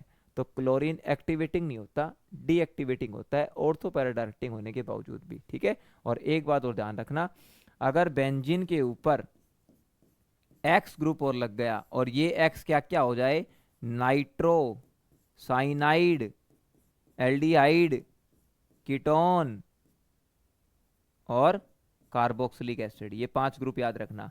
अगर ये 5 ग्रुप आपको बेंजीन के ऊपर लगे मिल जाए तो समझ लेना इफेक्ट कैसा है, माइनस आर इफेक्ट। और माइनस आर इफेक्ट सारे क्या होते हैं, मेटा डायरेक्टिंग, और मेटा डायरेक्टिंग तो सारे के सारे ही डीएक्टिवेटिंग होते हैं, इनको तो छोड़ो ही मत। ये तो सारे ही सारे क्या हैं, ऑल डीएक्टिवेटिंग। ये इससे कितने सवाल बना सकते हैं आप सोच भी नहीं सकते, ये पूरा कॉन्सेप्ट बता दिया सर ने, ठीक है। चलो 67 पे आ जाओ। Consider the SN1 reaction tertiary butyl chloride with the iodide ion, ठीक है। In the concentration of the iodide ion is the double. अच्छा जी, बहुत आसान सवाल है, सबको पता है। इसका मैकेनिज्म पकड़ लो, ये RX होता है। RX को वजह से मैंने क्या हेलो अल्केन कह दिया, RX को क्या कह दिया, हेलो अल्केन। और SN1 रिएक्शन का अगर मैं प्रॉपर मैकेनिज्म बताऊं, SN1 रिएक्शन का अगर मैं प्रॉपर मैकेनिज्म बताऊं, तो SN1 रिएक्शन में RX के साथ पहले X नेगेटिव बाहर जाता है, तो this is the slow step of the reaction. Slow step में क्या होता है, R प्लस बन जाता है और X नेगेटिव बाहर चला जाता है, लिविंग ग्रुप डिपार्ट कर देता है। और लिविंग ग्रुप निकलने के बाद यहाँ पर स्लो स्टेप में कार्बोकटाइन की फॉर्मेशन होती है, और कार्बोकटाइन आपका प्लेनर होता है, और प्लेनर मॉलिक्यूल के ऊपर इनकमिंग न्यूक्लियोफाइल आपका फास्ट स्टेप में अटैक करता है। फ्रंट से भी अटैक करता है, बैक से भी अटैक करता है। फ्रंट से अटैक करेगा तो सेम कॉन्फ़िगरेशन रहेगी, उसको रिटेंशन कहते हैं। और अगर बैक से अटैक करेगा तो कॉन्फ़िगरेशन चेंज हो जाएगी, उसको इन्वर्जन कहते हैं। और रिटेंशन और इन्वर्जन एक साथ हो उसको डीएल मिक्सचर कहते हैं, और it is also known as racemic mixture. क्या बोलते हैं इसको, रैस्मिक मिक्सचर, और रैस्मिक मिक्सचर का बनना, इस रिएक्शन का नाम, इस प्रोसेस का नाम होता है रेस्माइजेशन। सो रेस्माइजेशन इज द प्रोसेस। और रेस्माइजेशन भी याद रखना, SN1 में कंप्लीट रेस्माइजेशन नहीं होता, पार्शियल रेस्माइजेशन होता है। इसका मतलब होता है more inversion less retention. Back side product major होता है more inversion less retention. Retention कम होता है SN1 में, इन्वर्जन ज़्यादा होता है। पार्शियल रेस्माइजेशन बहुत इंपॉर्टेंट चीज़ है। अब आप ध्यान से देखिए, SN1 पहली बात तो ध्यान रखो एक कॉम्प्लेक्स रिएक्शन है, ये एक सिंपल रिएक्शन है ही नहीं। और सिंपल कॉम्प्लेक्स रिएक्शन में एक बात ध्यान रखना, कॉम्प्लेक्स रिएक्शन के अंदर क्या होता है, कॉम्प्लेक्स रिएक्शन के अंदर हमें पढ़ रखा है कि कॉम्प्लेक्स रिएक्शन के अंदर जो आपका स्लो स्टेप होता है ना, जो आपका स्लोवेस्ट स्टेप होता है ना, वही रिएक्शन का रेट डिटरमाइनिंग स्टेप होता है। RDS कहते हैं इसको, रेट डिटरमाइनिंग स्टेप। और रेट डिटरमाइनिंग स्टेप में जब dx/dt लिया जाता है, dx/dt का मतलब होता है रेट ऑफ रिएक्शन। तो in case of complex reaction, the rate of reaction is directly proportional to the concentration of those compound in the slowest step। अब देखो स्लो स्टेप के अंदर न्यूक्लियोफाइल का कोई रोल ही नहीं है, क्योंकि न्यूक्लियोफाइल का रोल तो फास्ट स्टेप में है। और न्यूक्लियोफाइल का रोल अगर फास्ट स्टेप में है तो स्लो स्टेप में केवल किसका रोल है, हेलो अल्केन का। तो dx/dt is directly proportional to the concentration of only haloalkane. Rx पे डिपेंड करेगा। और dx/dt याद रखो, SN1 रिएक्शन में dx/dt क्या होता है, it is independent of the concentration of nucleophile. Nucleophile के कंसंट्रेशन पे क्या होता है, इंडिपेंडेंट होता है, इसलिए ये रिएक्शन SN1 कहलाती है। ठीक है, फर्स्ट ऑर्डर रिएक्शन होती है with respect to only haloalkane. ठीक है, अब देखो इन्होंने क्लोराइड को हटाकर आयोडाइड लगा दिया, सबको दिख रहा है, क्लोराइड को हटाकर आयोडाइड लगा दिया। तो सिंपल सी बात है, आयोडाइड क्या है, आयोडाइड आपका न्यूक्लियोफाइल है। ठीक है, और SN1 रिएक्शन के अंदर, SN1 रिएक्शन में रेट ऑफ रिएक्शन आयोडाइड की कंसंट्रेशन पे डिपेंड ही नहीं करेगी। और आयोडाइड की कंसंट्रेशन डिपेंड नहीं करेगी तो आप आयोडाइड की कंसंट्रेशन को चाहे डबल भी कर दो तो भी रेट ऑफ रिएक्शन पे फर्क पड़ेगा, पड़ेगा ही नहीं, रेट ऑफ रिएक्शन सेम ही रहेगी भैया। Option D the correct answer आएगा। सीधा कॉन्सेप्चुअल सवाल है, कुछ भी नहीं है। ठीक है, आगे। In the crystal field theory the energy gap between T2G और EG, बड़ा सिंपल सा सवाल है कि जब आप डीजेनरेट ऑर्बिटल को स्प्लिट करते हैं, नीचे 3 डब्बों का सेट आ जाता है और ऊपर 2 डब्बों का सेट आ जाता है। ऊपर वाले को बोलते हैं EG, नीचे वाले को बोलते हैं T2G, और इन दोनों के बीच में जो एनर्जी का गैप होता है ये वाला, इस गैप को बोलते हैं डेल्टा O। और डेल्टा O की वैल्यू होती है tan dq। कितनी होती है, tan dq होती है। इसको आप याद कर सकते हैं, option D is the correct answer. क्योंकि एक एनर्जी, एक T2G में एक इलेक्ट्रॉन की एनर्जी घटती है -0.4 डेल्टा O। ठीक है, हाँ इसको याद कर सकते हैं। और -0.4 डेल्टा O, इसको आप 4dq कह सकते हैं। क्या कह सकते हैं, 4dq। ठीक है, हाँ। और ऊपर वाले की होती है +0.6 डेल्टा O, और इसको बोलते हैं आप 6dq। ठीक है, तो टोटल 10dq होता है इस प्रकार से ये, तो 10dq इसको याद कर सकते हैं आप। Which species does not contain an sp3 hybridised atom. अच्छा, कह रहा है sp3 हाइब्रिडाइजेशन किस में नहीं है। अच्छा जी, तो निकाल देंगे, तो बड़ा आसान सा सवाल है। देखो आपको सबको दिख रहा है, अगर अमोनियम आयन की बात करें तो अमोनियम आयन के अंदर नाइट्रोजन के अंदर वैलेंस इलेक्ट्रॉन कितने हैं, 5 है। 4 हाइड्रोजन के पास 4 मोनोवेलेंट है और एक प्लस है, तो एक माइनस कर दो, बचे में 2 आएगा, यहाँ पर 4 आएगा। हाइब्रिडाइजेशन बिल्कुल sp3 आ रही है, इसको छोड़ दो। अमोनिया में सबको पता है हाइब्रिडाइजेशन sp3 होती है, तो ये तो बात ही नहीं करेंगे हम। एक और देखो BH4-, इसको और चेक कर लो। बोरोन के अंदर वैलेंस इलेक्ट्रॉन कितने हैं, बोरोन के अंदर वैलेंस इलेक्ट्रॉन कितने हैं भैया, 3 है। हाइड्रोजन कितने हैं, 4, और एक माइनस है तो एक ऐड कर दो, 8/2 कितना आएगा, 4 आ जाएगा। और यहाँ पर भी हाइब्रिडाइजेशन आपकी sp3 आ रही है। और अगर हम BH3 की बात करें तो बोरेन होता है, बोरोन 3 बॉन्ड बनाएगा, तो यहाँ पर 3 valence electron, 3 hydrogen, divide by 2 करेंगे तो आपका 3 ही आएगा। यहाँ पर हाइब्रिडाइजेशन आपकी sp2 आएगी। Surely my dear friends, option C is the correct answer. BH3 आएगा इसका। लेकिन ध्यान रखना कि BH3 अगर आपका डाइमर बना ले, ये अच्छा सवाल है, BH3 अगर आपका डाइमर बना ले, मतलब B2H6 बना ले, B2H6 बना ले, तो ध्यान रखना फिर हाइब्रिडाइजेशन sp3 हो जाती है। अच्छा सवाल है ये। वैसे sp2 है, अगर ये डाइमर बना ले तो B2H6 में हाइब्रिडाइजेशन sp3 होती है। इसको डाइबोरेन कहते हैं। क्या कहते हैं इसको? इसको डाइबोरेन कहते हैं। बनाना बॉन्ड आता है इसमें, 3 सेंटर 2 इलेक्ट्रॉन बॉन्ड, ठीक है, BHB बॉन्ड कहते हैं जिसको। चलो 70, विच अल्कोहल है द हाईएस्ट बॉइलिंग पॉइंट। अच्छा जी, ये 4 अल्कोहल की अलग अलग स्ट्रक्चर बना रखी, मैं आपको बता देता हूँ। देखो एक बात ध्यान रखना, जो मोलिकुलर साइज होता है, कॉन्सेप्ट है molecular size, it is directly proportional to surface area. Surface area के डायरेक्टली प्रोपोर्शनल होता है। और मोलिकुलर साइज जितना ज़्यादा होगा, ज़्यादा मोलिकुलर साइज में ज़्यादा फोर्स ऑफ अट्रैक्शन काम करती है। It is directly proportional to strength of intermolecular force of attraction. Intermolecular force of attraction. अब आप खुद देख लीजिए कि मेरे कॉन्सेप्ट कितने स्ट्रॉन्ग है, क्योंकि मैं बार बार करत करत अभ्यास जड़मती और सुजान, वही वाला कॉन्सेप्ट है। बार बार एक कॉन्सेप्ट को आप याद कर लोगे तो कॉन्सेप्ट आपके दिमाग में सेट हो जाएगा। इंटरमोलिकुलर फोर्स ऑफ अट्रैक्शन की स्ट्रेंथ के क्या है, डायरेक्टली प्रोपोर्शनल है। और ये जितनी ज़्यादा होगी बॉइलिंग पॉइंट आपका डेफिनेटली ज़्यादा होगा, ठीक है। लेकिन एक बात का ध्यान रखना कि अगर आप ब्रांचिंग की तरफ जाएंगे, अगर आपने ब्रांचिंग बढ़ा दी तो एज ब्रांचिंग टेक्स प्लेस, ये 2 कॉन्सेप्ट याद रखना बस। अगर आपने ब्रांचिंग कर दी तो ब्रांचिंग से याद रखना सरफेस एरिया डिक्रीज कर जाता है। सरफेस एरिया क्या कर जाता है? डिक्रीज कर जाता है। एस ए का मतलब है सरफेस एरिया, एस ए का मतलब क्या है? सरफेस एरिया, ठीक है। चलो अब देखो, अब बनाते हैं, एक एक करके बना देता हूँ। देखो CH3, CH2, CH2, CH2 और OH, सबको दिख रहा है ये ब्यूटेन 1 ओल है, ठीक है। अब ध्यान से देखो, ये यहां से लेकर इतनी जगह कवर कर रहा है। मैं डॉटेड बनाता हूं ताकि बेटर समझ में आए। ये इतना मोलिकुलर साइज कवर कर रहा है, दिख रहा है आपको? अब मैं ब्यूटेन 2 ओल बना के दिखाता हूँ। मैं आपको ये चेन की लेंथ बराबर रखूंगा ताकि यहाँ पे कंफ्यूजन ना हो किसी को।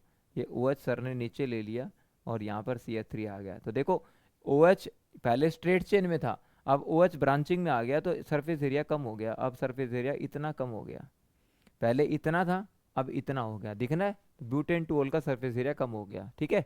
आगे बढ़ो, एक बनाओ आइसोब्यूटाइल अल्कोहल और टर्सरी ब्यूटाइल।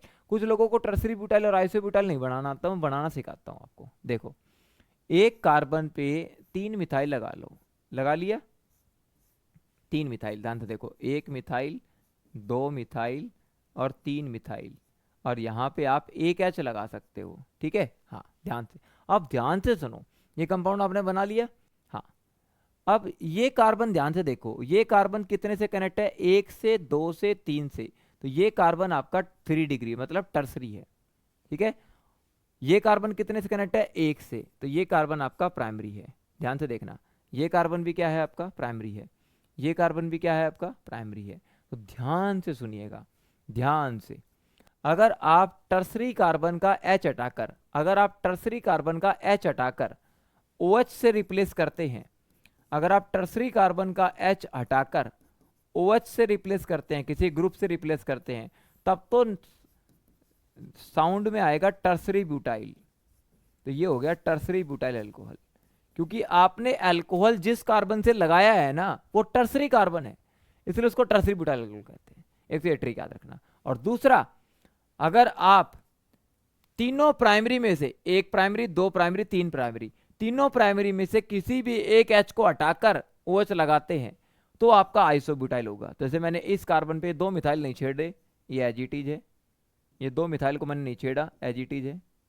और इस मिथाइल से एक H को हटा दिया और OH लगा दिया, तो माय डियर फ्रेंड्स इसको आइसोब्यूटाइल अल्कोहल कहते हैं। ये याद रखने की बड़ी शानदार ट्रिक है, ठीक है। टर्सरी से रिप्लेस करोगे तो टर्सरी ब्यूटाइल, और तीनों प्राइमरी में से किसी एक से रिप्लेस करोगे तो आइसोब्यूटाइल, सबसे बेस्ट ट्रिक है, ठीक है।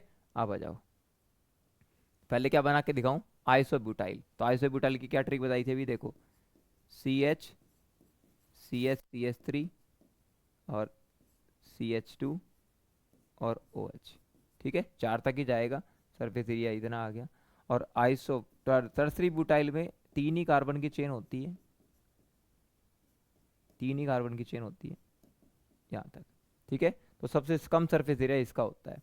अगर हम पूछते हैं ना, आप देखो सबसे ज़्यादा सरफेस एरिया कौन कवर कर रहा है, 1 ब्यूटेनॉल। तो मोलिकुलर साइज सबसे ज़्यादा, सरफेस एरिया ज़्यादा, बॉइलिंग पॉइंट सबसे ज़्यादा आएगा, तो आंसर क्या आएगा, butane 1 all is the right answer. मज़ा आया कि नहीं आया? ऐसे सवालों के लिए कॉन्सेप्ट चाहिए प्योर। अच्छा सवाल था। Butane 1 all is the correct answer, ठीक है, क्लियर है। चलिए आगे, इसको आप याद रखिएगा, बहुत ही बेहतरीन सवाल है, बहुत ज़बरदस्त सवाल है, ब्यूटेन 1 ऑल, ठीक है। हाँ जी भाई, जो कैंडिडेट हमारी से प्लेटफॉर्म से सीखना चाहता है ना, तो हमारा ऐप इंस्टॉल कर लेना ब्यूटी ऑफ केमिस्ट्री के नाम से। मैं लगातार 1.5 घंटे से पढ़ा रहा हूँ, मैंने कुछ नहीं बोला। लेकिन जो बच्चा, जो कैंडिडेट को लगता है कि सर मुझे तो HPSC PGT chemistry exam crack करना है, objective screening PGT HPSC PGT chemistry जिसका ड्रीम जॉब है, जिसका PGT केमिस्ट्री ड्रीम जॉब है हरियाणा में, और जिसको ऑब्जेक्टिव स्क्रीनिंग निकालना है, तो भैया वैसे तो मैं आगे तक गाइड करूंगा, सब्जेक्टिव स्क्रीनिंग के लिए भी गाइड करूंगा, क्योंकि मैं ये एग्ज़ाम फेस कर चुका हूँ। पेपर आंसर राइटिंग प्रैक्टिस बता देंगे कहाँ से क्या पढ़ना है, ठीक है, और इंटरव्यू की भी गाइडेंस दे देंगे। तो लेकिन पहले ऑब्जेक्टिव स्क्रीनिंग की आप तैयारी करो, जिसका एग्ज़ाम मोस्ट प्रोबेबली सितंबर के लास्ट वीक में हो सकता है 2024 में। तो आप इसकी तैयारी करो, आपके पास कम से कम 40 दिन है, 40 से 45 दिन है, उससे ज़्यादा बिल्कुल भी नहीं है। तो उस हिसाब से तैयारी करो ऑब्जेक्टिव स्क्रीनिंग की। इसके लिए हमारे पास 2 कोर्स है। HPSC का एक तो फुल कोर्स है जिसमें आपको कंटेंट प्लस MCQ सेशन मिलेंगे चैप्टर वाइज, और एक मिलेगा आपको स्पेशल MCQ का कोर्स, जिसमें आपको केवल कंटेंट नहीं चाहिए, खाली MCQ प्रैक्टिस चाहिए। दोनों कोर्स मिल जाएंगे आपको, जो आपको पसंद आए वो ले लेना, ठीक है। हाँ जी, दोनों बेनिफिशियल है। तो इसमें आगे कंटेंट में हम हर चैप्टर के चैप्टर वाइज कंटेंट मिलेगा आपको, और हर क्वेश्चन का डिटेल एक्सप्लेनेशन। मतलब जैसे मैंने सॉलिड स्टेट चैप्टर उठाया, तो सॉलिड स्टेट चैप्टर से कितने MCQ बन सकते हैं, किस किस टॉपिक से कितने डेप्थ में जाकर पढ़ सकते हैं, वो सारा मैंने अपने कोर्स में डाला हुआ है। आप जाइए पढ़िए, ठीक है। और ऐप इंस्टॉल नहीं कर पाओ, अगर आपको लिंक ना मिले या फिर गूगल प्ले स्टोर पे ना मिले, तो 9306517546 इस व्हाट्सअप नंबर पे भी आप कांटेक्ट कर सकते हैं। 3 PM से लेकर आगे आपका 11 PM तक आप कांटेक्ट कर सकते हैं, ठीक है। हाँ जी, बाकी आप मैसेज छोड़ सकते हैं, बाद में इसका रिप्लाई आपको मिल जाएगा, ठीक है। इस नंबर पे भी आप कांटेक्ट कर सकते हैं। चलिए आगे बात करते हैं, आप स्क्रीनशॉट ले लीजिए, इसकी बातें बाद में करेंगे। अगला कह रहा है इनमें से कौन सा पेंटाफ्लोराइड एग्जिस्ट नहीं करता। देखो आपको पता होना चाहिए कि नाइट्रोजन फैमिली के अंदर नाइट्रोजन होता है, फास्फोरस होता है, एंटीमनी होता है, बिस्मथ होता है, ठीक है। नाइट्रोजन एक तो पेंटा हेलाइड नहीं बनाता, nitrogen does not form penta halide. Nitrogen एक तो पेंटा हेलाइड नहीं बनाता, बेचारे का इसका पर्सनल रीजन है, क्योंकि नाइट्रोजन कहता है नाइट्रोजन को पेंटा हेलाइड बनाने के पास इसके पास वैकेंट डी ऑर्बिटल नहीं है, वैकेंट डी ऑर्बिटल्स इसके पास अब्सेंट होते हैं। तो non availability of vacant D orbitals. वैसे भी आप सीधा सी याद रखो कि नाइट्रोजन भले ही वैलेंस इलेक्ट्रॉन 5 होते हैं, लेकिन नाइट्रोजन की मैक्सिमम कोवैलेंसी, नाइट्रोजन की मैक्सिमम कोवैलेंसी 4 ही होती है। नाइट्रोजन का आप मुझे कोई ऐसा कंपाउंड बता देना जिसमें वो 5 बॉन्ड बनाता है, नहीं बनाता। नाइट्रोजन की मैक्सिमम कोवैलेंसी 4 ही होती है, 4 से ज़्यादा बॉन्ड नहीं बनाता। इस और 4 से ज़्यादा बॉन्ड बनाने के लिए, जैसे मान लो नाइट्रोजन को NCl5 बनाना है, तो NCl5 बनाने के लिए इसको sp3 हाइब्रिडाइज चाहिएगी, लेकिन नाइट्रोजन के पास है ना डी ऑर्बिटल होता ही नहीं है, इसलिए ये यहाँ तक पहुँच ही नहीं पाएगा, ठीक है। छोटा साइज है, साइज छोटा है, और ये 5-5 हेलोजन एटम्स को अपने चारों तरफ कैरी नहीं कर सकता, छोटे साइज होने की वजह से।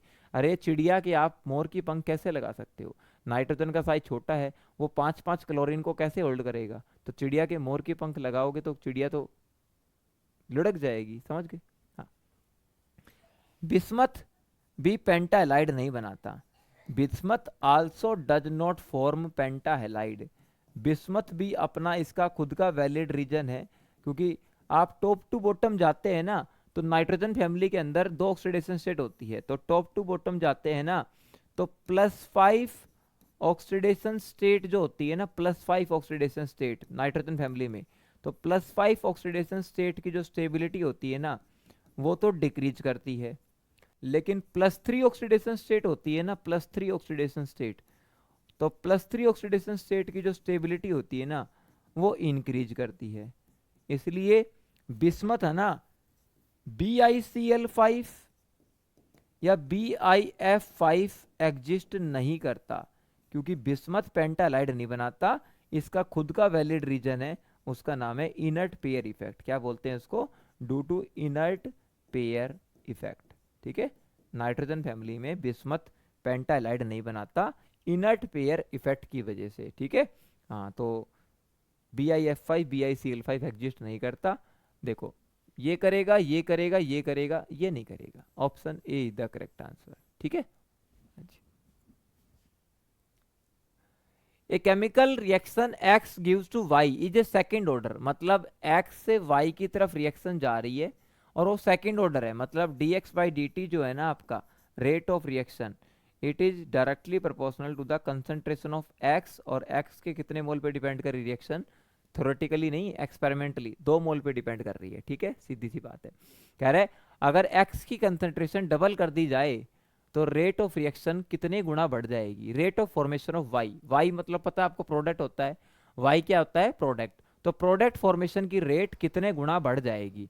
तो सीधी सी बात है, 2 बातें याद रखना।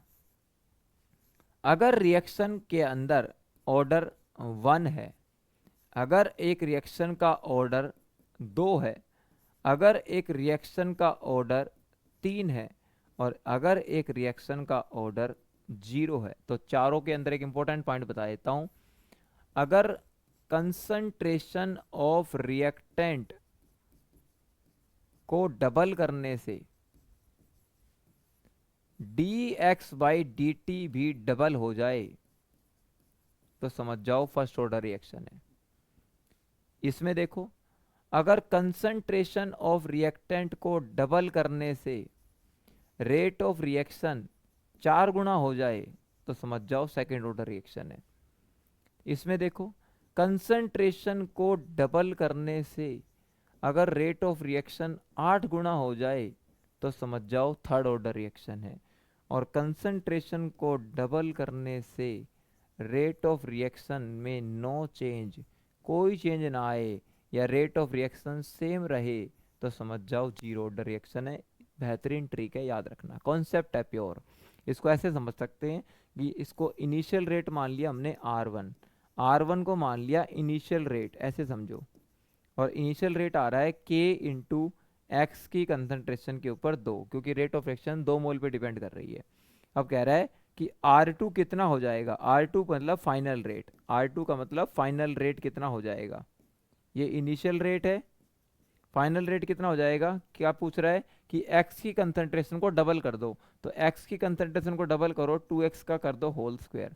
ठीक है, अब डिवाइड करो, R2 का R1 से रेशियो निकाल लो। भाई इनिशियल रेट फाइनल रेट से कितने गुना हो गई, कम हो गई, ज़्यादा हो गई? तो k से k कैंसिल हो जाएगा, रेट कांस्टेंट। यहाँ पर ऊपर आएगा 2x का होल स्क्वायर, नीचे आएगा x का होल स्क्वायर, और इसको आप सोल्व कर सकते हैं। 2x अपॉन x पूरे का होल स्क्वायर हो जाएगा, और x से x कट गया, 2 का स्क्वायर 4 हो गया, और R2 कितना आ गया? 4R1। मतलब फाइनल रेट इनिशियल रेट की 4 गुना हो गई। Option D is the correct answer. ठीक है, अच्छा। विच ऑफ द फॉलोइंग स्पीसीज है द इंट्रामोलिकुलर हाइड्रोजन बॉन्ड? सबको पता है यार, ऑर्थो नाइट्रोफिनोल में इंट्रामोलिकुलर हाइड्रोजन बॉन्ड होती है। अगर आप यहाँ पे OH लगाते हैं और नाइट्रो लगाते हैं, N डबल बॉन्ड O और एक डेटिव बॉन्ड होता है, तो इसका ऑक्सीजन और नाइट्रो का हाइड्रोजन ये बना लेते हैं इंट्रामोलिकुलर हाइड्रोजन बॉन्ड। ठीक है, हाँ जी, ये इंपॉर्टेंट है, इंट्रा होता है, ध्यान रखना। और अगर आप पैरा नाइट्रोफिनोल बनाते हैं ना, ये याद रखना, अगर ये पैरा नाइट्रोफिनोल आता है, this is the para nitrophenol. Para nitrophenol में याद रखना इंटरमोलिकुलर होती है, इसमें इंट्रा नहीं होती, इंटरमोलिकुलर हाइड्रोजन बॉन्डिंग होती है। और एक बात और ध्यान रखना, काम की बात बता देता हूँ, intermolecular hydrogen bonding intra molecular hydrogen bonding से इंटर ज़्यादा स्ट्रॉन्ग होती है। ये अगर स्ट्रॉन्ग की बात की जाए ना तो इंट्रा से ज़्यादा स्ट्रॉन्ग इंटर होती है। इसलिए ऑर्थोनाइट्रोफिनोल का ऑर्थोनाइट्रोफिनोल का जो बॉइलिंग पॉइंट है ना वो पैरा नाइट्रोफिनोल से कम आता है। बहुत ज़बरदस्त सवाल है। इसलिए इन दोनों को स्टीम डिस्टिलेशन नाम की टेक्निक से अलग कर सकते हैं, because ortho nitrophenol is steam volatile. क्या होता है? स्टीम वोलेटाइल होता है। अच्छा जी, अगला कह रहा है कि अमोनियम क्लोराइड ले लो सॉलिड, और ध्यान रखना अमोनियम क्लोराइड एक ऐसा कंपाउंड है जो सब्लिमेशन भी शो करता है। क्या शो करता है? सब्लिमेशन भी शो करता है। ये सॉलिड से डायरेक्टली गैस में भी चला जाता है। लेकिन कह रहा है अमोनियम क्लोराइड का डीकम्पोजिशन कर दिया कौन से कंपाउंड में? अमोनियम गैस में और HCl गैस के अंदर। तो साफ साफ नज़र आ रहा है रिएक्टेंट में क्या आ रहा है? सॉलिड आ रहा है। और अगर आप सॉलिड से लिक्विड की तरफ जाओ या लिक्विड से गैस की तरफ जाओ या डायरेक्ट सॉलिड से गैस की तरफ जाओ तो एंट्रोपी इंक्रीज करती है, क्योंकि सॉलिड से लिक्विड, लिक्विड से गैस इधर जाओगे तो सीधी सी बात है रैंडमनेस बढ़ेगी, एंट्रोपी बढ़ेगी, मूवमेंट बढ़ेगी। तो मूवमेंट एंट्रोपी बढ़ेगी तो एंट्रोपी डेल्टा एस क्या आएगी? पॉजिटिव आएगी। और पॉजिटिव आएगी इसका मतलब ग्रेटर देन जीरो आएगी। पॉजिटिव का मतलब क्या होती है? Greater than zero. क्योंकि एंट्रोपी चेंज क्या होता है? Entropy of product minus entropy of reactant. अब सबको पता है प्रोडक्ट की एंट्रोपी ज़्यादा है और रिएक्टेंट की एंट्रोपी कम है, क्योंकि प्रोडक्ट में सारी गैस है और रिएक्टेंट में सॉलिड है। तो प्रोडक्ट की एंट्रोपी ज़्यादा है तो SP माइनस SR करोगे तो पॉजिटिव आएगा, तो ग्रेटर देन जीरो आएगी। Option see the correct answer. मक्खन सवाल है, आसान सा है। ठीक है, आगे बढ़ो। लेड इन वाटर, ये सीधा इन्वायरमेंटल केमिस्ट्री का सवाल है, मेमोरी बेस्ड सवाल है। पानी के अंदर अगर लेड की कंटेंट ज़्यादा हो जाए तो आपको किडनी से रिलेटेड प्रॉब्लम हो जाएगी, किडनी डैमेज हो सकती है। डायरेक्ट सवाल है, स्ट्रेट फॉरवर्ड, याद रखिएगा। ठीक है, हाँ जी। Lead in water can cause kidney damage. अगला सवाल, बायोलॉजिकल सिस्टम में मेटल आयंस जो इलेक्ट्रॉन ट्रांसपोर्ट में हेल्प करते हैं। अगर आपने फेरिडोक्सिन का नाम सुना हो, फेरिडोक्सिन, अगर आपने रुब्रिडोक्सिन का नाम सुना हो, फेरिडोक्सिन, रुब्रिडोक्सिन, ठीक है, हाँ, नाइट्रोजन फिक्सेशन का नाम सुना हो, नाइट्रोजन फिक्सेशन, तो इसके अंदर आपके आयरन और आपका कॉपर, ये दो आयन इन्वॉल्व होते हैं। आयरन आपका +2 या +3 स्टेट में होता है और कॉपर +2 स्टेट में होता है, और ये हेल्प करते हैं इलेक्ट्रॉन ट्रांसपोर्ट के अंदर। किसमें? इलेक्ट्रॉन ट्रांसफर में हेल्प करते हैं, इलेक्ट्रॉन ट्रांसफर प्रोसेस के अंदर। ठीक है, इसके अंदर रुबिडोक्सिन, फेरिडोक्सिन के अंदर। और ये बायोलॉजिकल सिस्टम के अंदर होते हैं हमारे। किस में होते हैं? बायोलॉजिकल सिस्टम के अंदर होते हैं। तो इस क्वेश्चन का आंसर क्या आएगा? आयरन और कॉपर होता है। सोडियम पोटासियम तो पंप में इस्तेमाल होता है। किसमें? सोडियम पोटासियम पंप होता है। ठीक है, ये एक्टिव ट्रांसपोर्ट में आता है। किसमें आता है? एक्टिव ट्रांसपोर्ट में। ठीक है, हालांकि बायोलॉजिकल सिस्टम होता है लेकिन एक्टिव ट्रांसपोर्ट में होता है। कैल्शियम मैग्नीशियम आपका हार्ट बीट रेगुलेट करने में काम आता है, रेगुलेशन ऑफ हार्ट बीट या एक्टिवेशन ऑफ एंजाइम के अंदर काम आता है, एंजाइम्स को एक्टिवेट करना हो, ठीक है, उसमें काम आएगा। अगला, which one show optical isomerism, इसमें से कौन सा ऑप्टिकल आइसोमेरिज्म शो करेगा? देखो सीधी सी बात है, ट्रांस तो बिल्कुल भी शो नहीं करेगा, क्योंकि ट्रांस के अंदर आपका COEN की होल ट्वाइस और Cl2 की होल ट्वाइस। अगर मैं कॉम्प्लेक्स की बात करूं तो कोबाल्ट, ऊपर भी क्लोरीन, नीचे भी क्लोरीन, इधर भी आपका ईन आ गया और इधर भी आपका ईन के सामने ईन आ गया। तो इस मॉलिक्यूल के अंदर सेंटर ऑफ सिमेट्री आ गई, जिसको COS कहते हैं। और जिस मॉलिक्यूल में सेंटर ऑफ सिमेट्री आ जाए तो ध्यान रखना ट्रांस तो आपके ऑप्टिकली इनएक्टिव ही होते हैं, ये तो एक्टिव होता ही नहीं है। इसके बाद अगर कोई कॉम्प्लेक्स आपका A4B2 टाइप का हो, किस टाइप का हो? A4B2 टाइप का, वो भी आपका ऑप्टिकली इनएक्टिव होता है। क्योंकि आप ऐसे बनाएंगे, इस डी कॉम्प्लेक्स को देखो, आपने कोबाल्ट बना लिया 1 2 3 4 5 6, तो क्लोरीन के सामने क्लोरीन आ गया, अमोनिया के सामने आपका अमोनिया आ गया और इस अमोनिया के सामने भी आपका ये अमोनिया आ गया। तो आप देखिए मॉलिक्यूल में सेंट्रोसिमेट्री है, क्लोरीन के सामने क्लोरीन, अमोनिया के सामने अमोनिया, अमोनिया के सामने अमोनिया, तो इस मॉलिक्यूल में भी सेंट्रोसिमेट्री है। तो इस प्रकार के कॉम्प्लेक्स भी ध्यान रखना ऑप्टिकली इनएक्टिव होते हैं, ऑप्टिकली इनएक्टिव होते हैं। मैं आपको प्योर कॉन्सेप्ट बता रहा हूँ, ठीक है। आगे बढ़ो, ये भी देखो, ये आपका अगर MA3B3 टाइप का कॉम्प्लेक्स आ जाए तो इसमें होता है, एक होता है फेशियल और एक होता है मेरिडियोनल, एक होता है फेशियल और एक होता है मेरिडियोनल। इसको कहते हैं फैक आइसोमर, एक होता है मर आइसोमर। और ये भी कभी भी ऑप्टिकली एक्टिव नहीं होते, ये भी आपके ऑप्टिकली इनएक्टिव होते हैं, ठीक है। A3B3 टाइप का भी इनएक्टिव होता है, A4B2 टाइप का भी इनएक्टिव होता है। और अगर सारे लिगेंड एक जैसे हैं, सारे के सारे लिगेंड मोनोडेंटेट हैं, एक जैसे हैं, ये भी हमेशा ध्यान रखना ऑप्टिकली इनएक्टिव होता है, ठीक है। हाँ, लेकिन एक कॉम्प्लेक्स का ध्यान रखना, अगर किसी सेंटर मेटल आयन के साथ सारे लिगेंड बाइडेंटेट हो, याद रखना, अगर किसी सेंटर मेटल आयन के साथ सारे लिगेंड बाइडेंटेट हो, जैसे मैंने कह दिया निकल के साथ तीनों के तीनों ईन है, तो ये कॉम्प्लेक्स हमेशा ऑलवेज हमेशा ऑप्टिकली एक्टिव होगा, हमेशा ऑप्टिकली एक्टिव होगा। और सिस कॉम्प्लेक्स भी ऑप्टिकली एक्टिव होते हैं। ये देखो सिस आ गया ना, तो सिस भी आपका ऑप्टिकली एक्टिव होता है, क्योंकि सिस के अंदर एक तो प्लेन ऑफ सिमेट्री पास नहीं होती और दूसरा उसकी मिरर इमेज भी नॉन सुपर इम्पोजिबल होती है, ठीक है। तो option B is the correct answer. The correct set of the biological essential element, biological essential, देखो इसमें ना आपको अगर ध्यान से देखे तो इसमें ना सिल्वर आ गया, सिल्वर बायोलॉजिकल एसेंशियल नहीं है। इसमें ध्यान से देखो रुदीनियम आ गया, ये बायोलॉजिकल एसेंशियल नहीं है। इसमें भी रुदीनियम आ गया, ये बायोलॉजिकल एसेंशियल नहीं है। पहली बात तो ये सोच लिया करो, एक एक एलिमेंट का अगर नॉलेज होती है ना तो आप इसमें कट नहीं करते। सिल्वर एसेंशियल नहीं है बायोलॉजिकली, रुदीनियम एसेंशियल नहीं है, रुदीनियम नहीं है। हाँ, इसमें चारों है, आयरन भी है, मोलिब्डेनम भी है, कॉपर भी है, जिंक भी है, ये चारों एसेंशियल है biologically. Option A is the correct answer, ठीक है। हाँ जी, इसको याद रखिएगा। और बिल्कुल आते हैं, एक आते हैं बिल्कुल एसेंशियल एलिमेंट, बिल्कुल एसेंशियल, वो होते हैं carbon, hydrogen, oxygen, nitrogen, phosphorus और सल्फर, ठीक है। ये 6 एलिमेंट याद रखना, इनको बोलते हैं मोस्ट एसेंशियल। ये तो मोस्ट एसेंशियल एलिमेंट में आते हैं आपके, ठीक है। हाँ जी,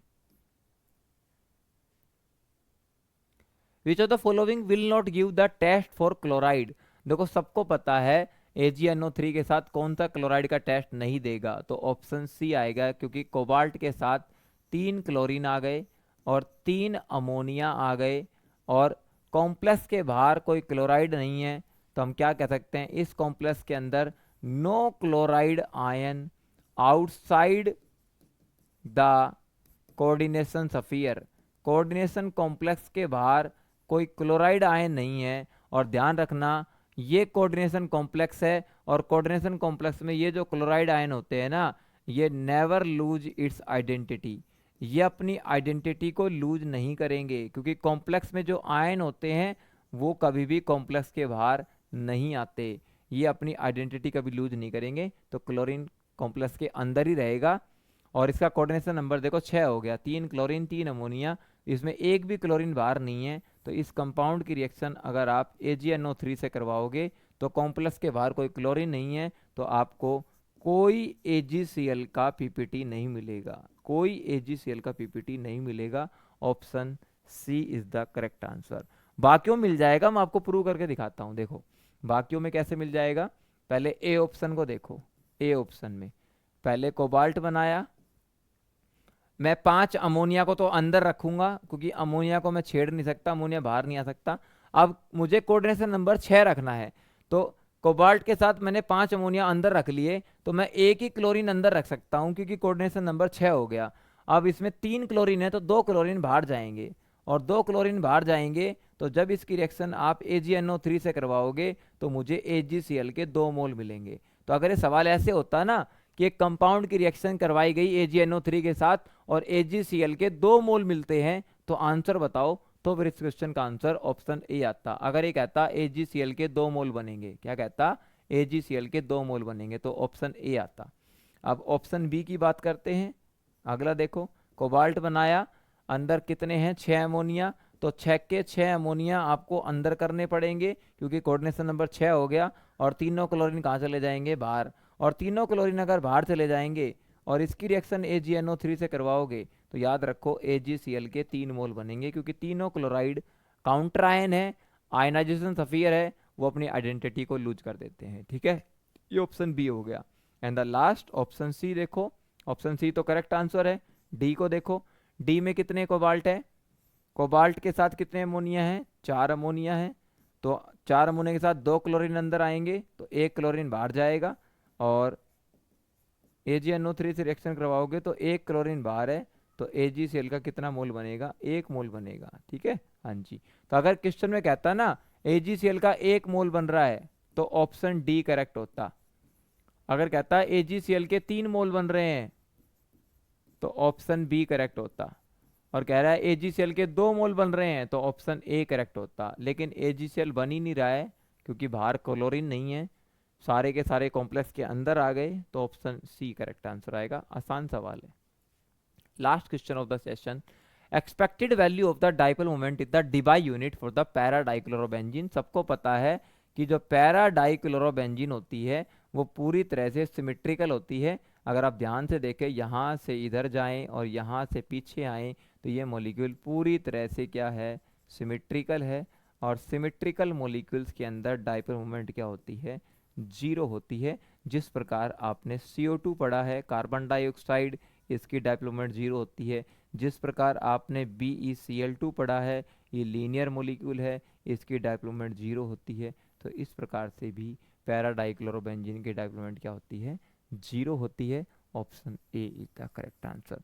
तो this is all about of the important session of the HPSC PGT chemistry screening objective. ठीक है, और कल कल मैं आपको कल या परसों बता देता हूं, आगे आने वाले 2 दिनों में आपको मैं HPSC PGT केमिस्ट्री की जो कैंडिडेट ऑब्जेक्टिव स्क्रीनिंग की तैयारी करना चाहता है ना, मैं आपको स्ट्रेटजी बता दूंगा, प्रॉपर स्ट्रेटजी और प्रॉपर प्लान बता देंगे।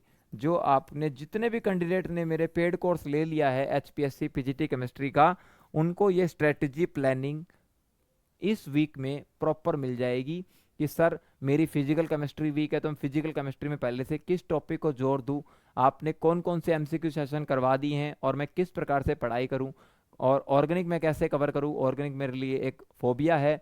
मैं इनऑर्गेनिक केमिस्ट्री में क्या क्या कवर करके जाऊं कि मेरे मैक्सिमम नंबर ऑफ क्वेश्चंस ठीक आए, क्योंकि इनऑर्गेनिक केमिस्ट्री स्कोरिंग होता है। तो I will give each and every information about the perfect planning and strategy to the students who have purchased my course. उनको प्रॉपर तरीके से बताएंगे आपको, और यही बताएंगे कि अब हम अपने कोर्स में कितना कंटेंट कवर कर चुके हैं और आगे आने वाले अगले 15 से 20 दिनों में हम कौन सी क्लासेज डिलीवर करने वाले हैं आपको, वो सब आपको कल जानने को मिलेगा। कल या परसों क्लास आएगी, उसमें परफेक्ट स्ट्रेटेजी आपको बताई जाएगी। Thank you so much for the patient listening.